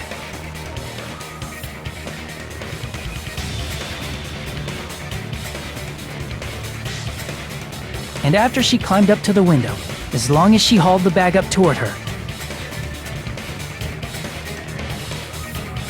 she would have been able to recover her bamboo sword. I see. Not just the bamboo sword, but even the sword bag too. She used them both to escape. Akane said she's like a ninja, but it's nothing as silly as that.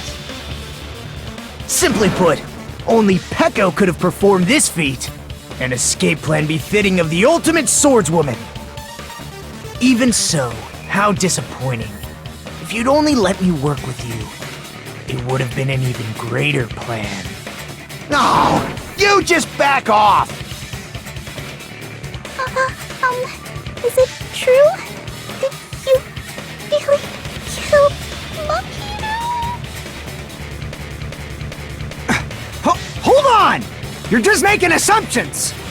You don't have any proof. I won't accept this unless there's proof! Got it, you bastard?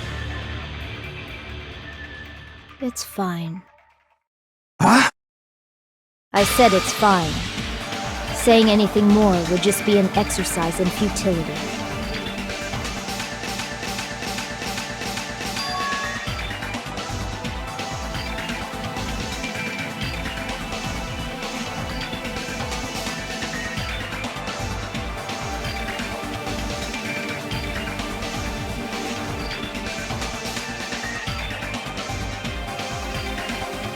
Among flowers, the cherry blossom.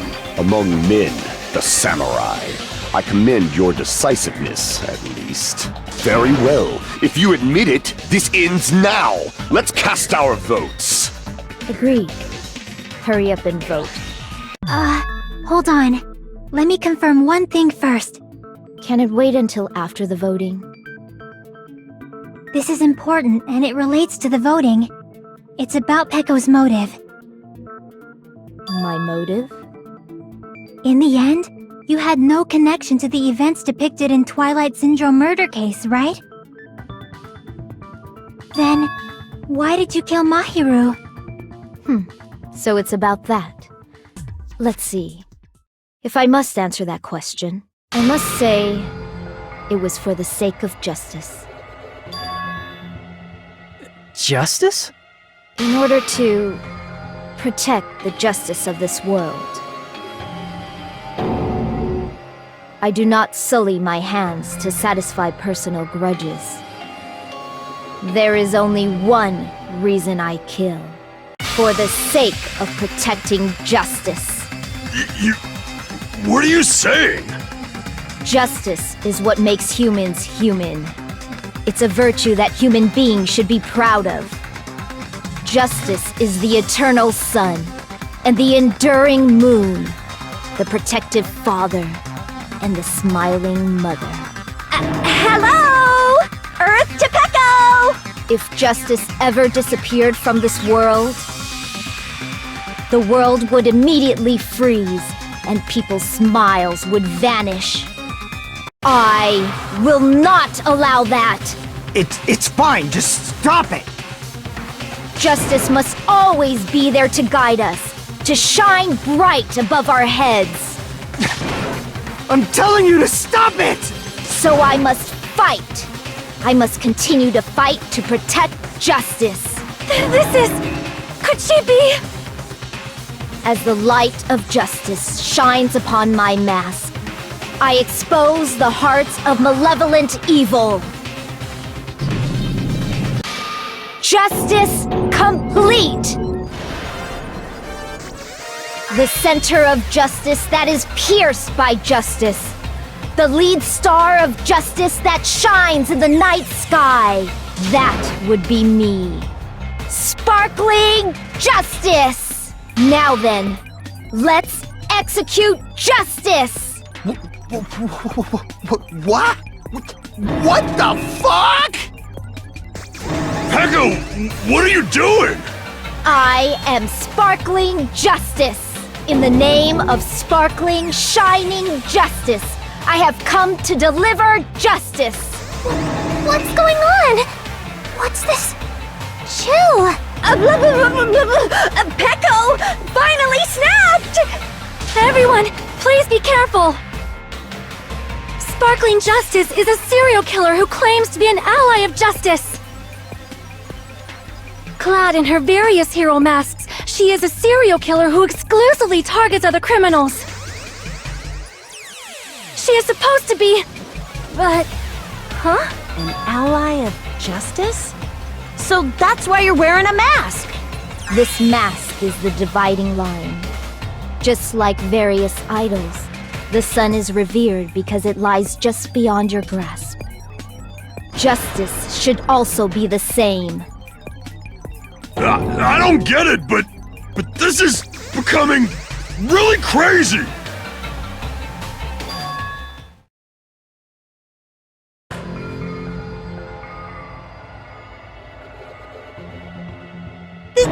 This is turning out to be a surprising turn of events. Hey!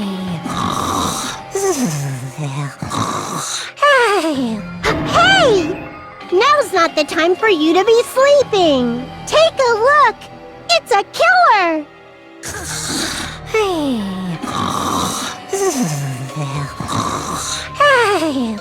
This again? Huh? Sleep talking? So what's your answer to my previous question? Why did you kill Mahiru? This world must always be bathed in the light of justice.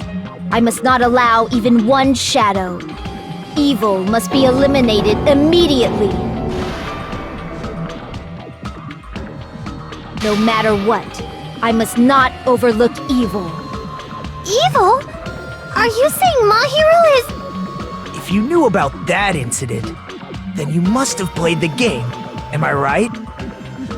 And because of that, I was able to find the killer's accomplice hiding on this island like a sewer rat. Then, the reason you killed Mahiru was...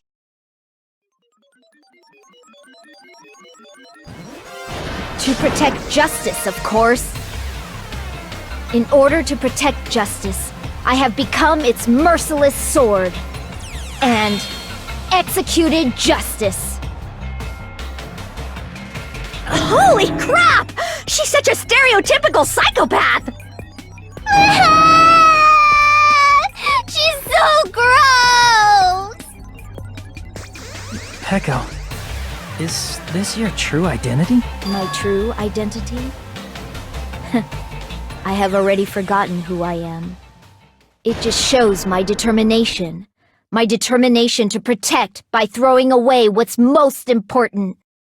I'm willing to become anybody to shower this world with justice.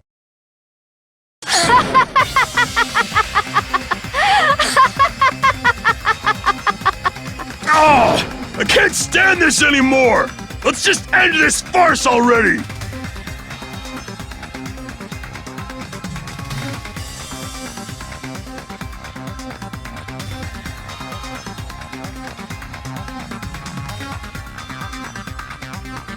Let's go over this incident one more time and then let's end this.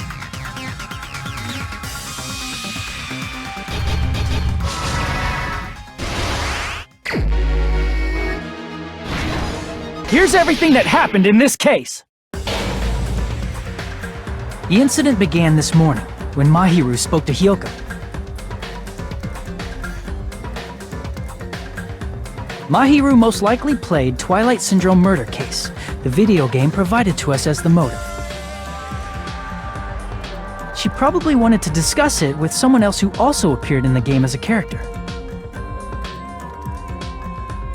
Hyoko accepted Mahiru's invitation, and they promised to have a more detailed conversation about it later.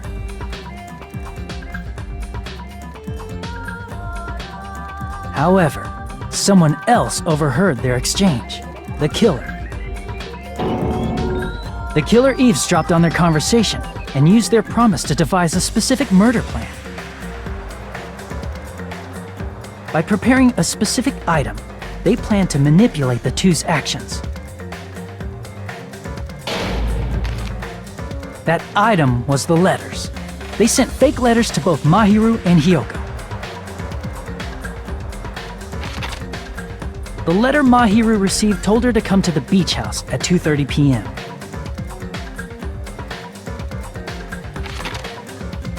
And the letter Hyoko received told her to come to the beach house at exactly 2 p.m. By providing different times, the killer was able to lure them to the beach house separately.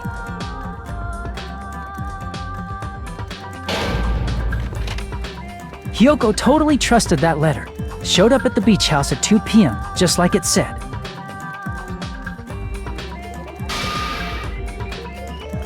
And was drugged into unconsciousness by the killer lying in wait. After putting Hyoko to sleep, the killer immediately hid her inside the closet, so they could frame her as the killer later.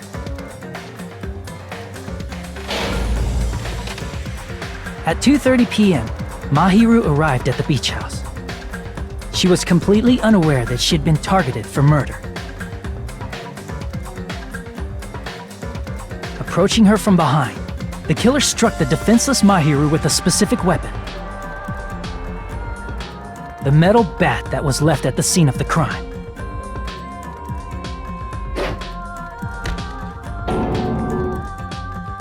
The bat was brought down onto the back of Mahiru's head, and with that, she took her last breath. According to Mikan's autopsy, Mahiru died instantly, so she probably never knew who killed her. With that, the killer achieved their goal of killing Mahiru and began to tamper with the crime scene.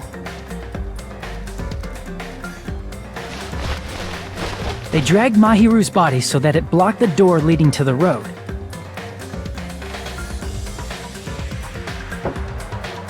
Also, the mask found at the scene of the crime was something the killer personally left.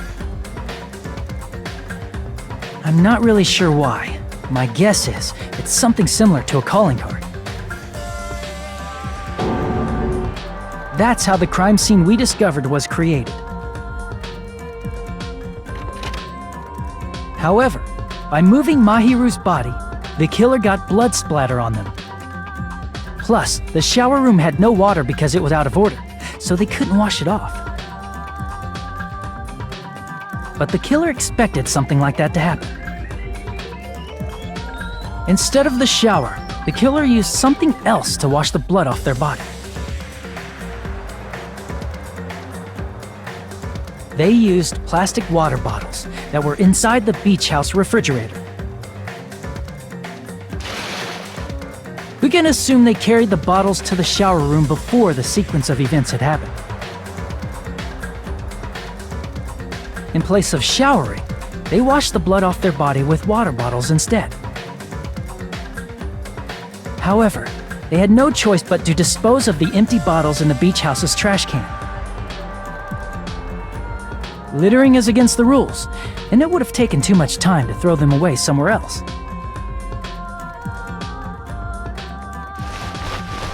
After the killer washed off the blood, they hid in a specific spot inside the closet Hyoko was in.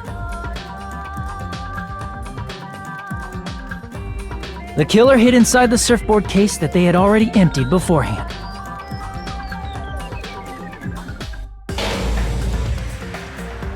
After some time had passed, the sleeping drug used on Hyoko wore off, and she woke up. I can imagine how badly Hyoko must have panicked when she came out of the closet. I mean, she made plans to see Mahiru, who lay dead right in front of her. From the shock and panic of being considered a murder suspect, Hiyoko fled from the beach house. Because of that, she left footprints in the sand. Everything was a trap set by the killer to frame her. After Hiyoko left, the killer finally came out of the surfboard case and placed a gummy that they brought with them to shift our suspicion toward Hiyoko. Ironically, placing that gummy is what helped clear our suspicion toward Hiyoko. Finally, the killer began preparing to escape from the beach house. They couldn't risk leaving their footprints in the sand, so they escaped the beach house using a different route. The small window in the shower room. However, that window is rather high up and can't be reached easily, which is why the killer used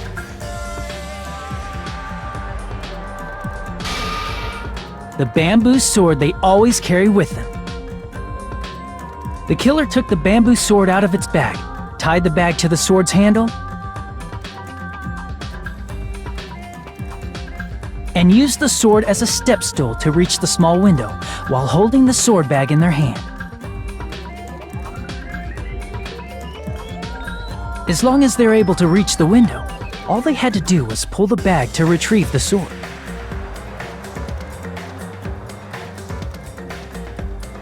And so the killer left the beach house and appeared before us as if nothing had happened. But their wet hair and swimsuit didn't dry right away. There also weren't any towels at the beach house. So when the killer met up with us, they said they had been swimming for a while as an excuse. So how about it? This is the truth behind the incident you caused. Isn't that right, Peko Pekoyama?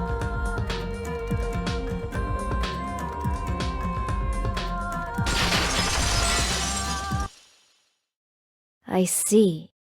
And what of it? She's like, totally cool with it. I haven't done anything to be ashamed of. What are you saying? You killed Mahiru! Wrong! I punished evil in the name of justice. That's no reason to condemn me. Whatever. Let's hurry up and vote so we can freaking kill this weird, crazy bitch! There's no way you can kill me. Justice can never be killed. You should all know that as well. What are you saying? To protect what's most important to you, you must be prepared to throw away something equally important. Understand? I don't get it! I don't get it at all! Then I shall be direct. Justice must carry on. In order to keep justice, to keep me alive, you all must give up your lives. Are you serious? It's not serious. It's justice! If I fall here, who will combat the evils of this world? Now, follow your hearts of justice that reside within you all, and save my life to protect justice! Hurry and carry on justice! Give me a break! Who's gonna die for you? If we let Peko go, we're all gonna get killed! For the sake of grand justice, a few sacrifices are unavoidable. A few sacrifices? That's... Don't worry. The justice that you give your life to protect will never go to waste. I can't see it. Vote already and execute her!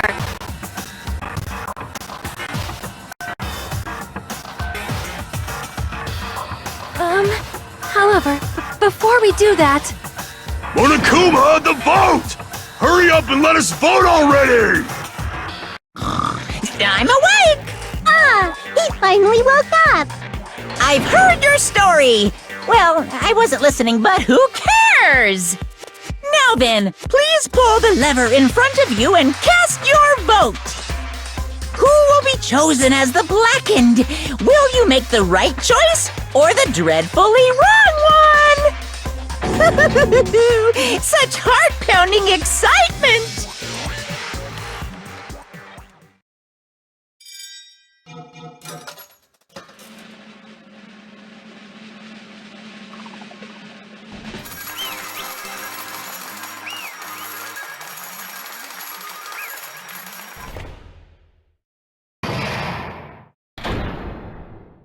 Pardon me, can we please have a little more time?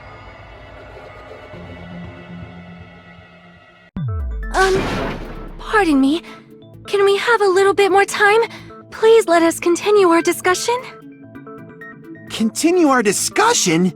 But isn't the voting over? Yes, but I cannot help but feel strange. Something about this is definitely strange. Strange? What do you mean? There's no doubt that Pecco is the killer. That is true. However, As a serial killer enthusiast, you're wondering if Pecco is really Sparkling Justice, am I right? Hey, Miss Sonia isn't a serial killer enthusiast. She just has a little more passion about them than most. That makes her an enthusiast! Honestly, it felt strange to me too. I mean, there's a distinct difference between what we know about Sparkling Justice and Pecco, right? Distinct difference? You know, Sonia describes Sparkling Justice like this. justice complete! The center of justice that is pierced by justice! The lead star of justice that shines in the night sky! That would be me! Sparkling Justice!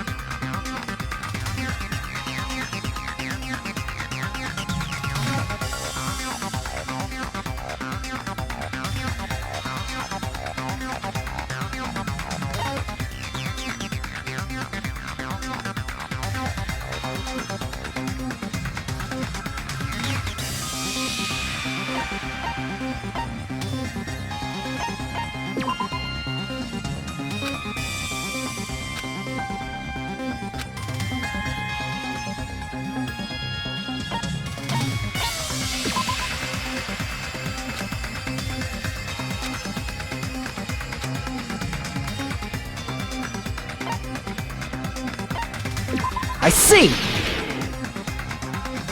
That's right. According to what Sonia said, The article was written in their native language, so I tried to translate it. if she had to translate it, that means it wasn't written in English, right? Huh? Yes, the magazine I read was written in Spanish. So, Sparkling Justice's catchphrase was no doubt written in Spanish as well. Which means the journalist and Sparkling Justice are both... From Spain? What?!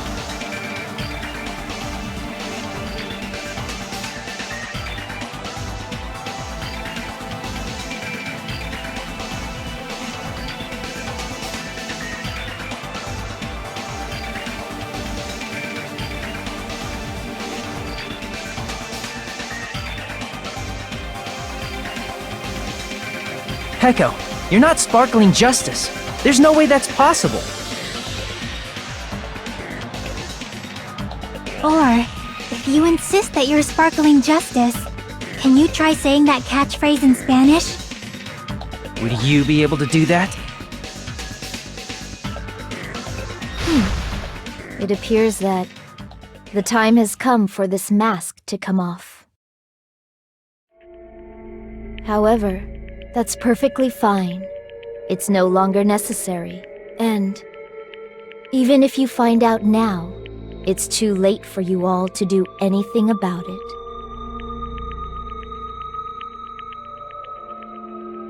My duty has already been finished. My duty as a tool has already been completed in full.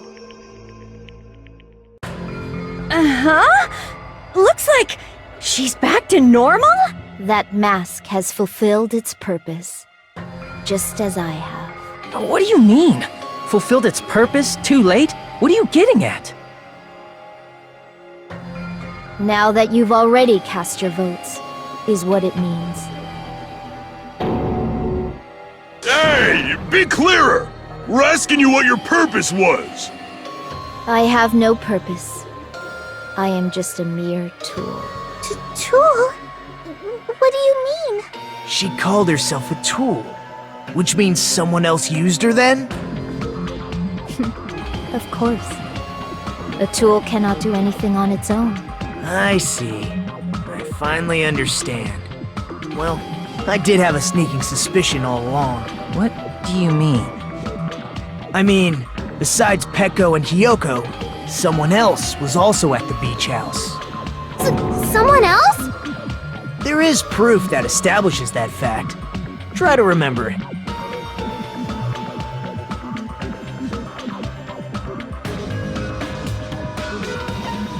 I see! Are you talking about the body discovery announcement? Yep, that's right. I mean, didn't Monokuma say so earlier?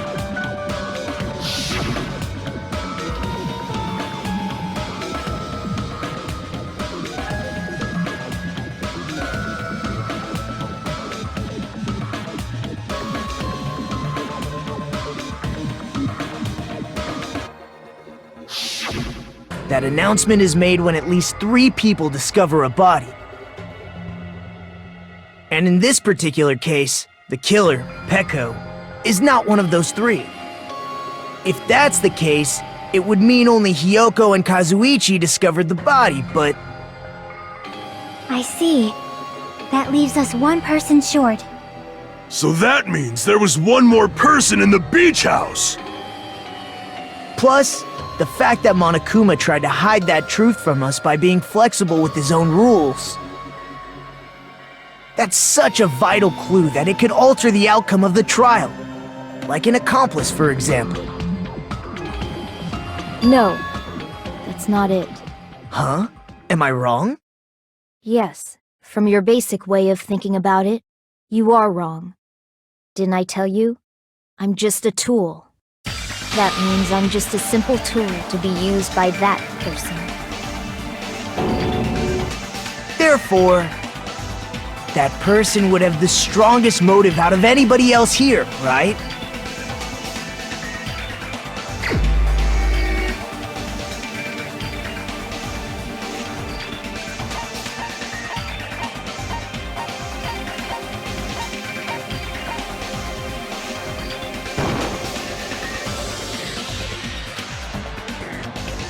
Damn it!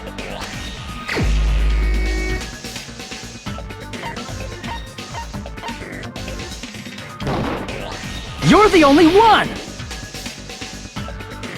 Is it Fuyuhiko? I see. Now I finally see the connection. The connection between the motive and the incident. But even if it's the motive, it's just a game, right? There's no reason to believe it's even true. Would you call a game like that a strong motive?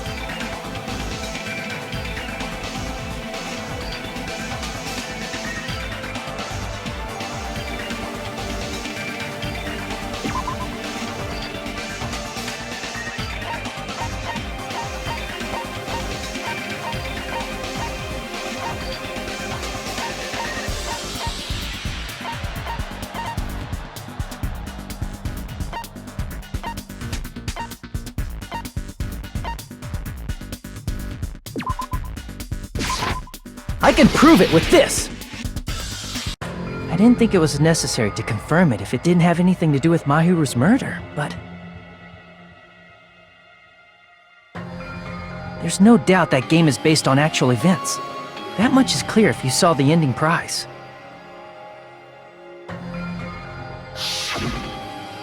The photos awarded for beating the game are not actual in-game screenshots. They're all actual photos, with the surrounding scenery cropped out.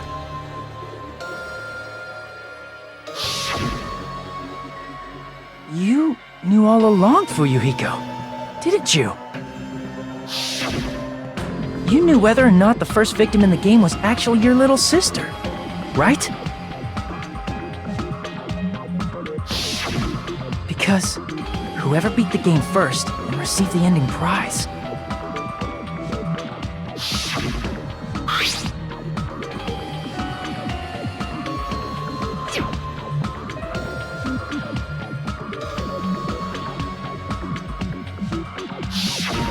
It was the envelope, right? The person who received the ending prize. It was you, wasn't it?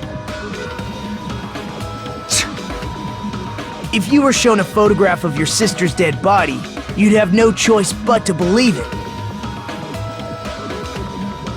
Even so, you wanted to deny the truth. That's why you sent those photos to Mahiru to confirm it. Hey! Why are we talking about Fuyuhiko? Who cares? 'Cause Peko is the killer, right? But we already voted! That's why I told you. You're all too late. As I said before, I exist as nothing more than a tool. I had no motive for killing Mahiru. No reason to kill. Not even the will to kill. I was simply used as a tool. As long as I am a tool, I cannot defy my orders. Hey! What's going on? Can anyone give me a simpler explanation? It means I'm not the killer. The true killer, who used me as their weapon to kill Mahiru Koizumi, was Fuyuhiko Kuzuryu. What? What the hell?! I see. That's what you were aiming for all along. No, I have no aim. But my young master does. My young master planned this from the start. Young master? That is the truth of this case. I'm sure you realize it by now, but it's too late. You cannot undo the vote. That's a problem. If Peko's allegation holds up, that means our vote was incorrect. In that case, the person who gets to live is... Just... me? That's nuts! No matter how you look at it, that's completely insane! How would Peko be a tool in the first place? Peko is a legitimate human being! That's not for you to decide. It's for Monokuma. The votes have been cast. All we can do now is wait and see what Monokuma decides. What the hell?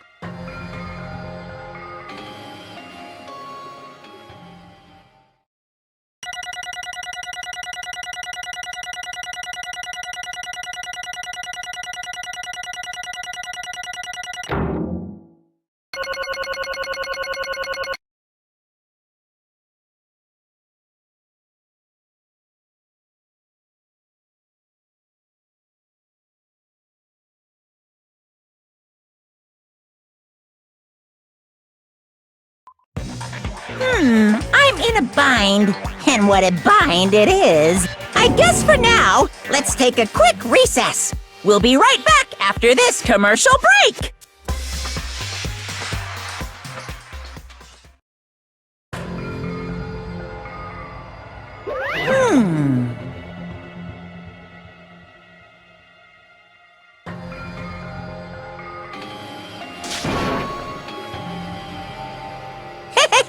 Sorry.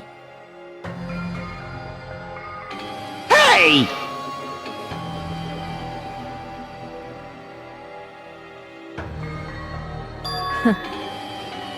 Hey, hey!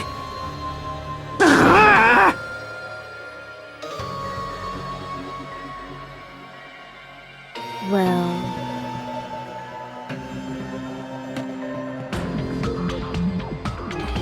You just don't know.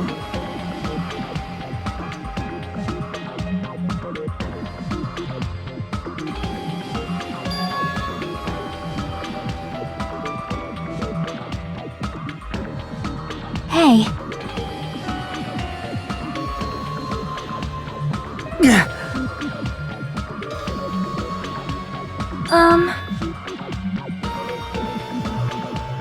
No.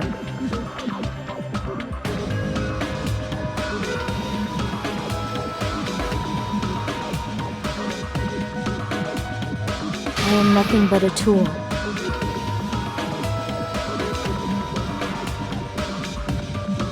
What?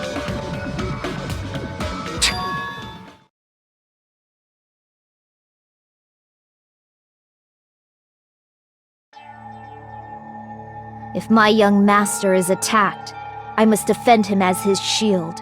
If he intends to kill, I must be his sword. That is my only reason for living. Before I am human, I am my young master's tool, first and foremost. Until this body of mine can no longer move, I shall fulfill my duty until the very end. that is...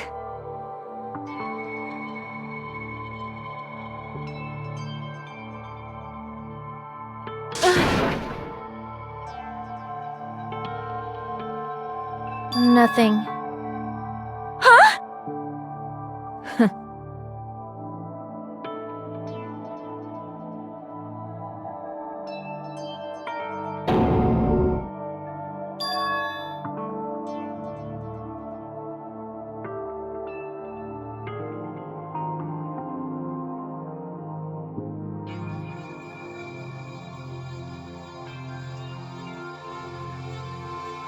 You fiend. No.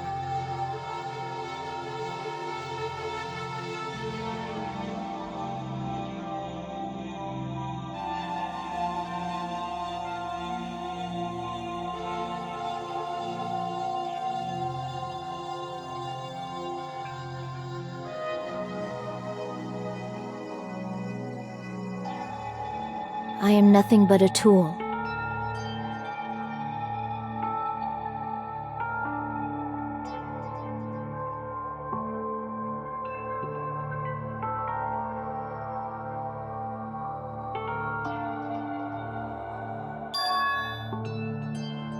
Damn it.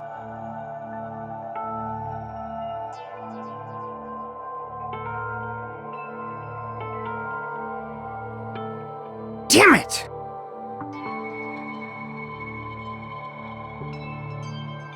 Don't fuck with me!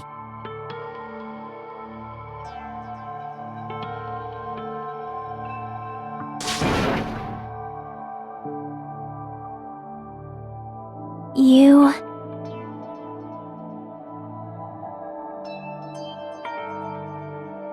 So...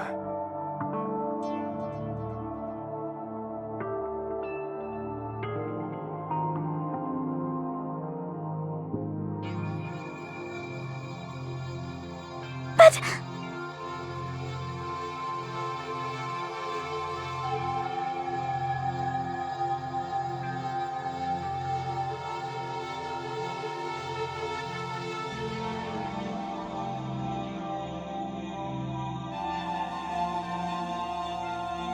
Um...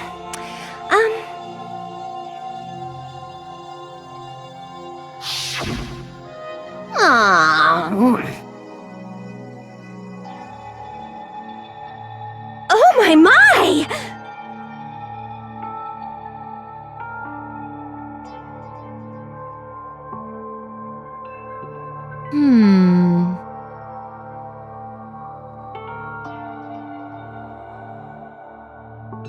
Huh?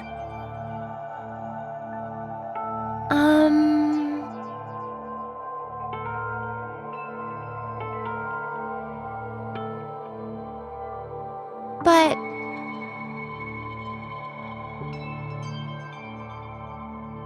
Are you serious?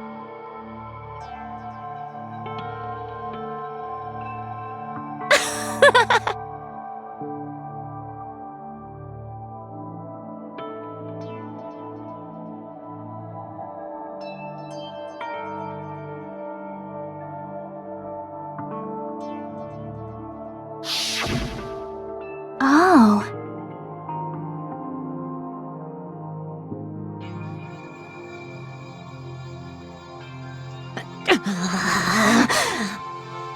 But...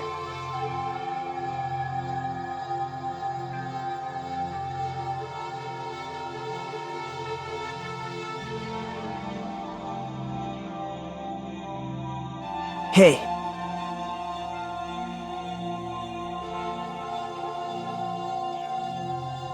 What the?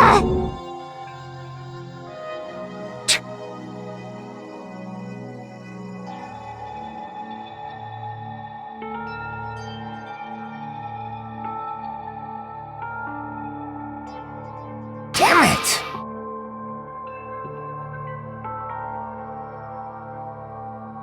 And so,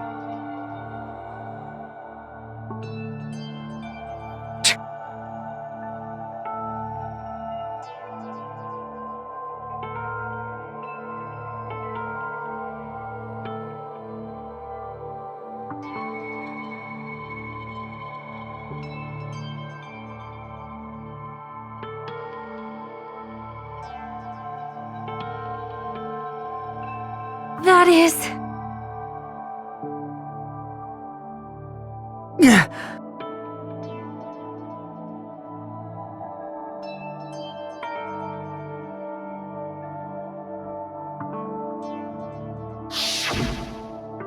hey,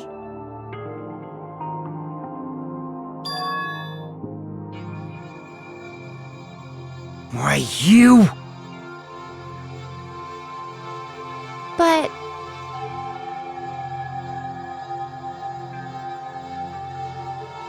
Why? Shut the hell up!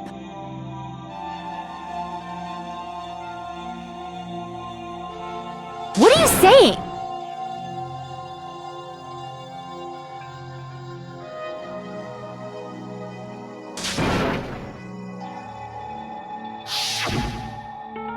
Jeez.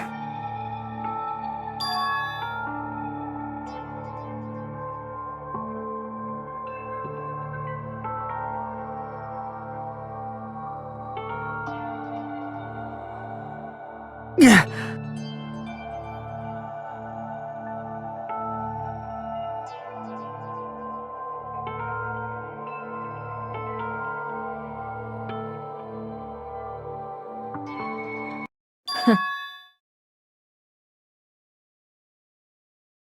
Huh?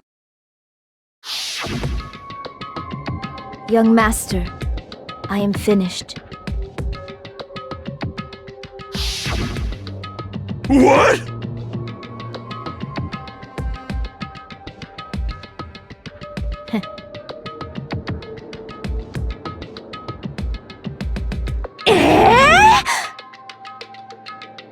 Of course!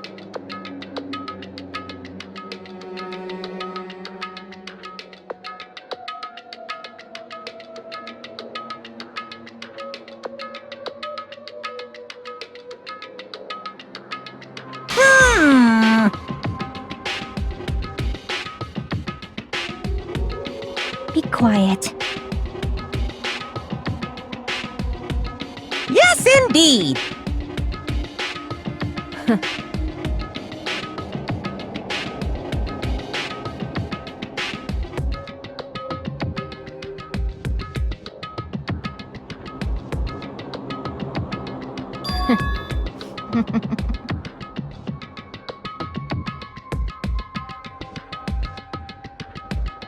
It cannot be!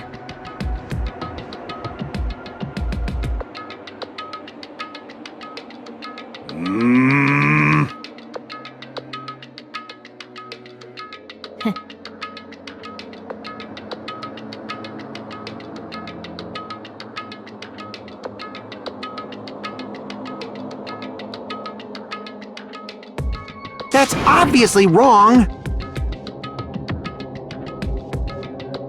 No.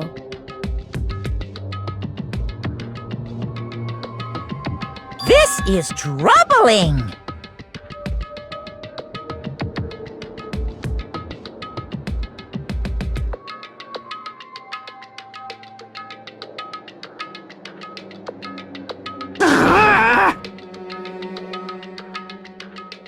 I see.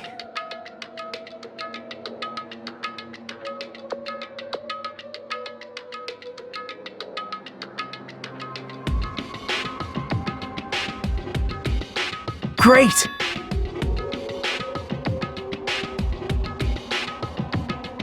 Wrong.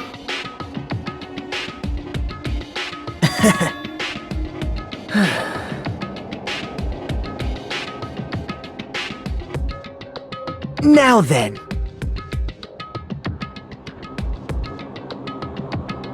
Huh? Hey.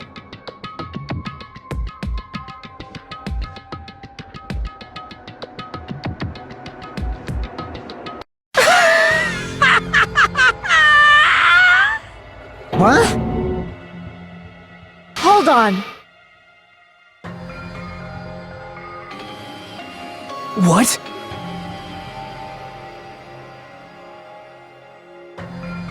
Jeez.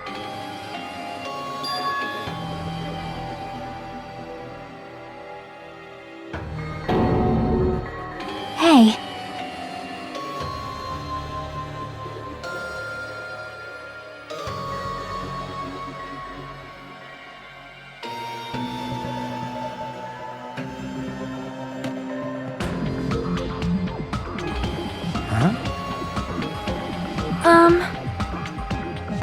Yeah. Huh?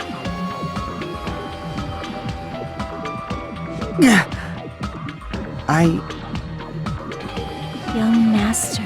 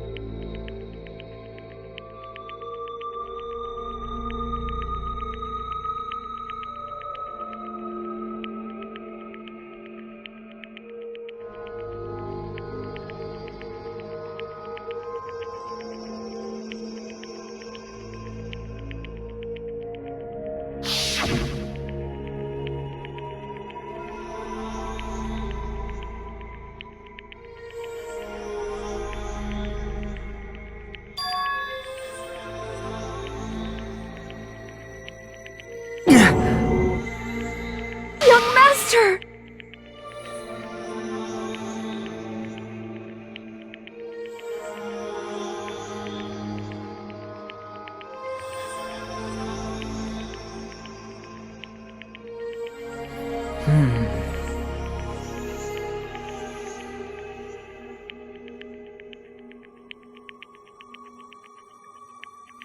Hey.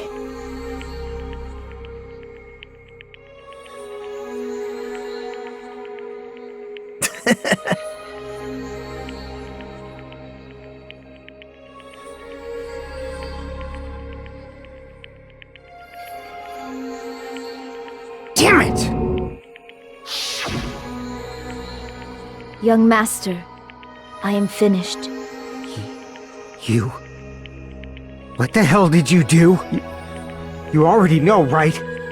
What's going to happen after you kill someone? I did it because I know. There is no way I can let that happen to you. Hey, Pekka. Do you remember what I told you when we first arrived on this island? Our professional relationship doesn't exist on this island. We're just fellow high school students now. You need to run. Got it? Just let me take the fall so you can get away. Young master, that is impossible. Shut up! I'm ordering you not to worry about me! There is no way I cannot worry about you. I am my young master's tool. A tool to protect my young master. Without an owner, a tool serves no purpose. God damn it, we are done with that crap! Why won't you listen to what I'm saying?! Regardless, I will not flee. Besides, I'm fairly certain they'll discover the truth soon enough. Then, why did you... I have a plan. Huh? A plan? Please do not worry. I promise I will keep my young master alive and return him safely home. You idiot. What do you intend to do? I intend to fulfill my duty as your tool. Now please, go! Hiyoko will be waking up soon. After you leave, I must block the door to the road with Mahiru's body. Hurry! Damn it. You better run away. Got it? Just forget about me! Forget about the Kuzuryu clan! You better escape!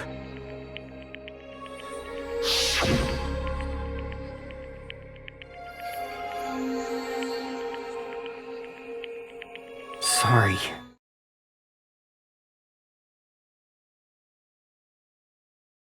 Young master! I'm a disgrace.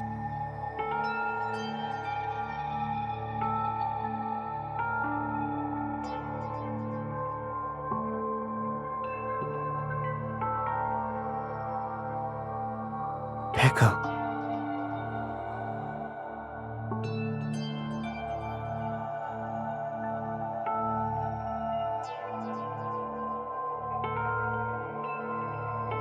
Young master! Uh-oh. Too bad.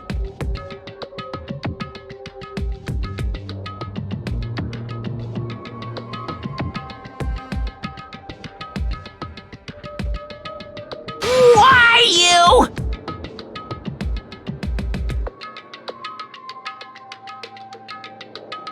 Hey.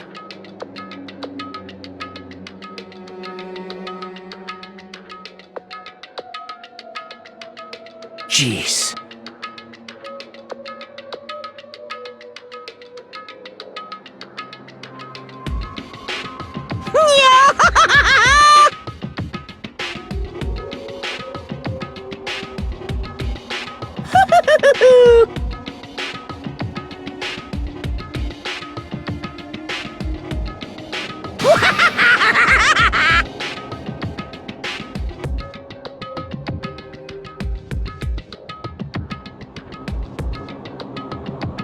Sorry.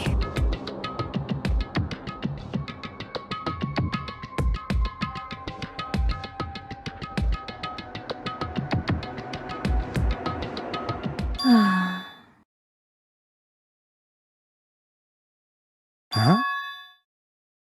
Young master!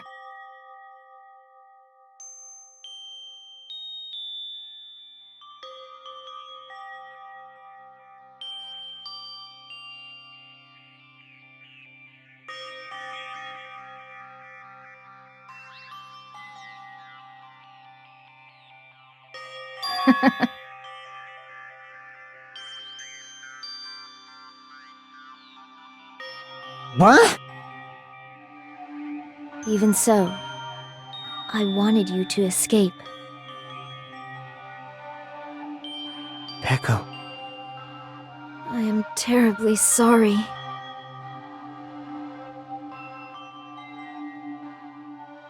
Goodbye.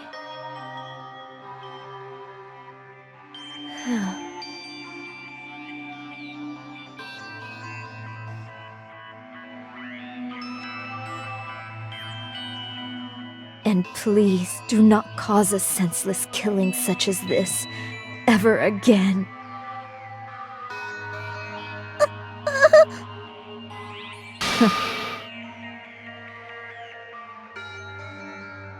I will never feel despair.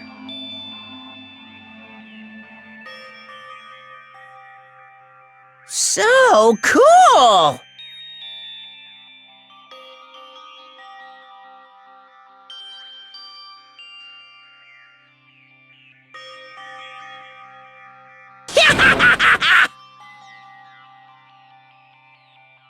Young Master Fuyuhiko. So, I want you to remember.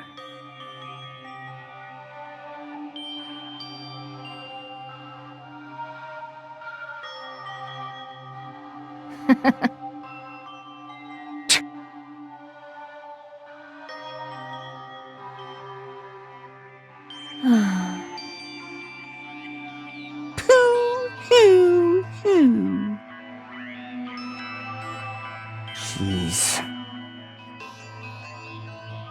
Thrills, chills, kills! Why?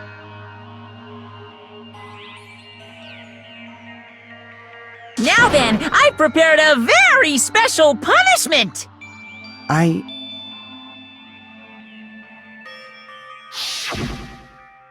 never needed a tool.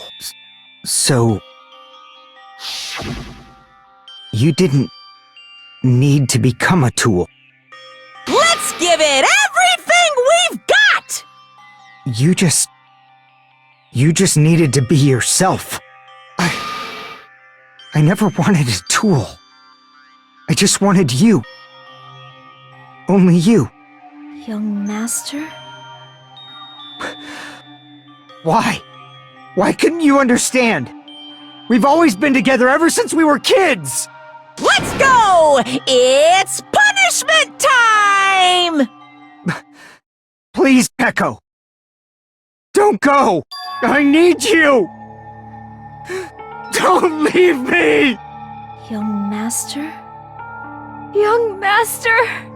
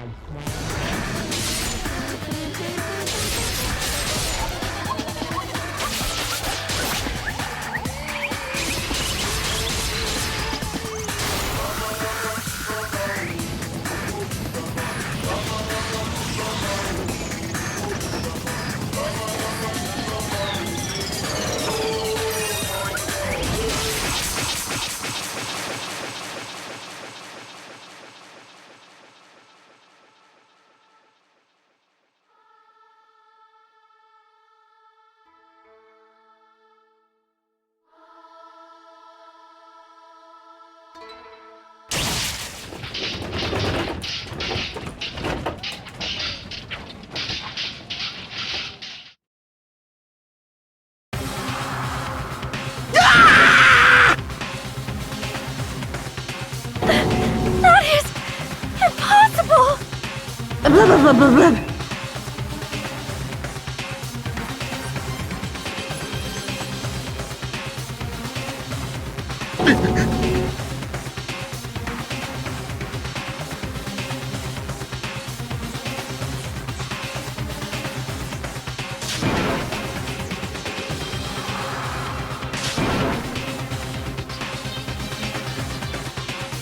Such a waste.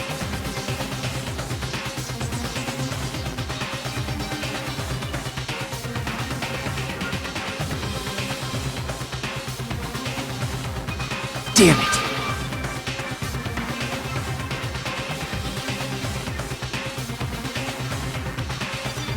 Oh. You.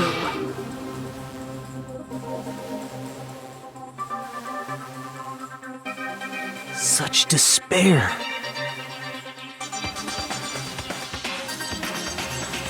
Isn't that right?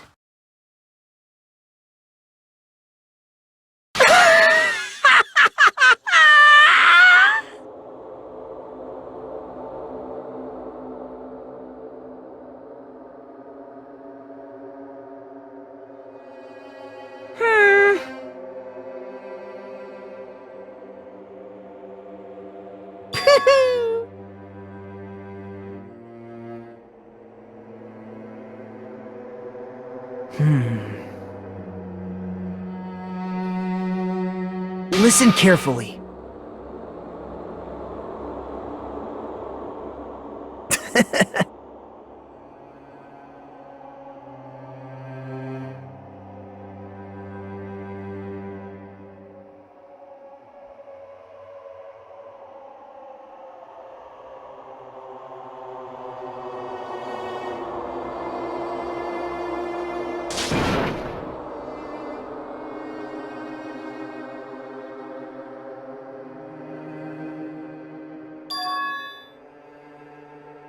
What?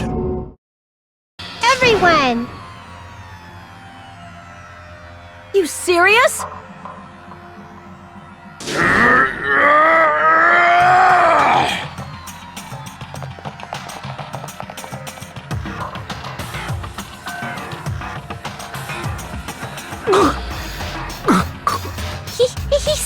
He's still breathing! Is he gonna be okay? Do something! Hey! You need to save him! Hey! I'm trying! But his blood, he won't stop bleeding out! His pulse is getting weaker! Can't you do anything about it? God damn it!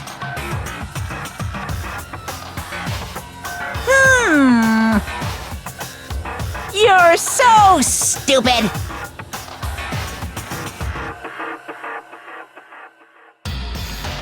You stupid brother!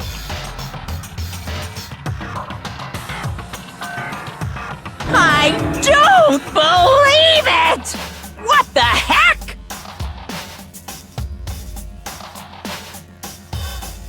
That's wrong!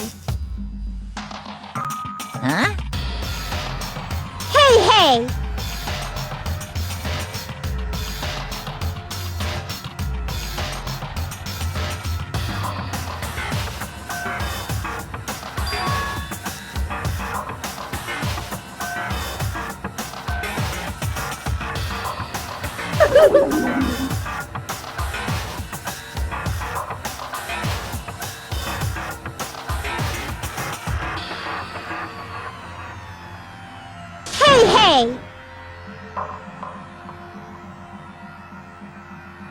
Unbelievable. Fine. So... like...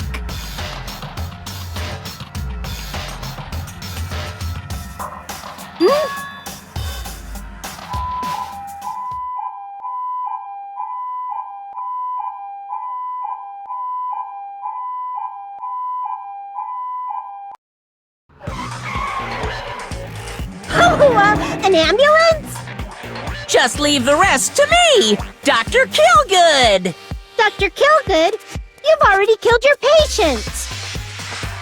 We've got to get this patient to the Monokuma Hospital ER and get him under 24-hour observation stat! So, I'll see you later!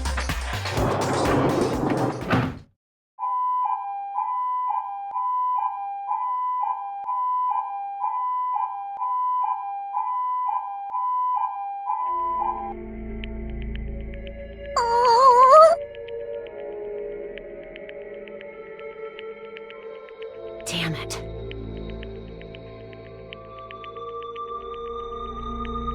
Perhaps.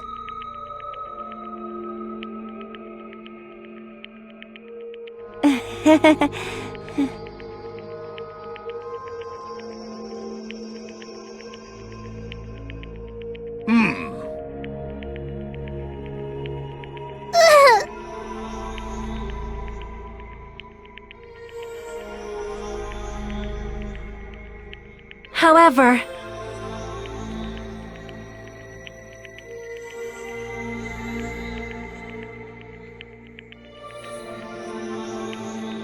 Fall, my tears.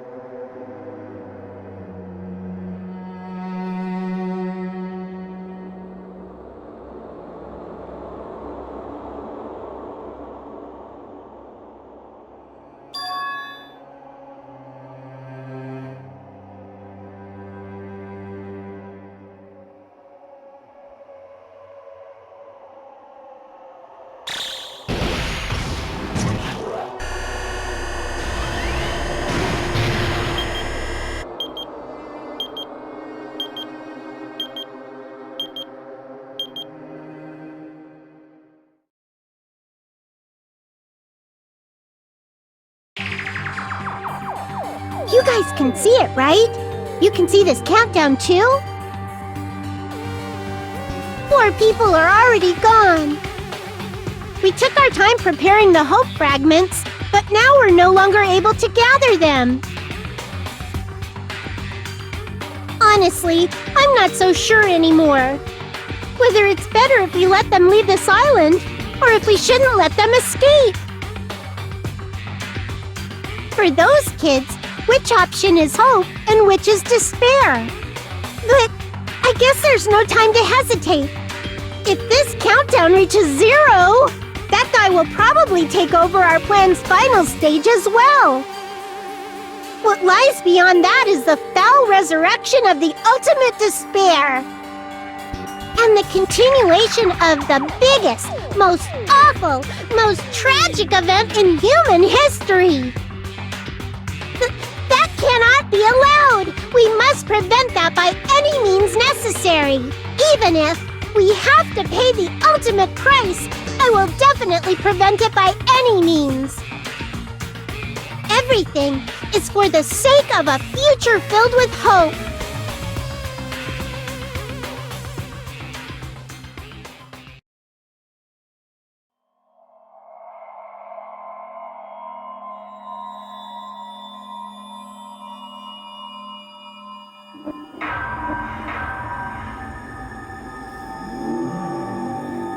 Danganronpa.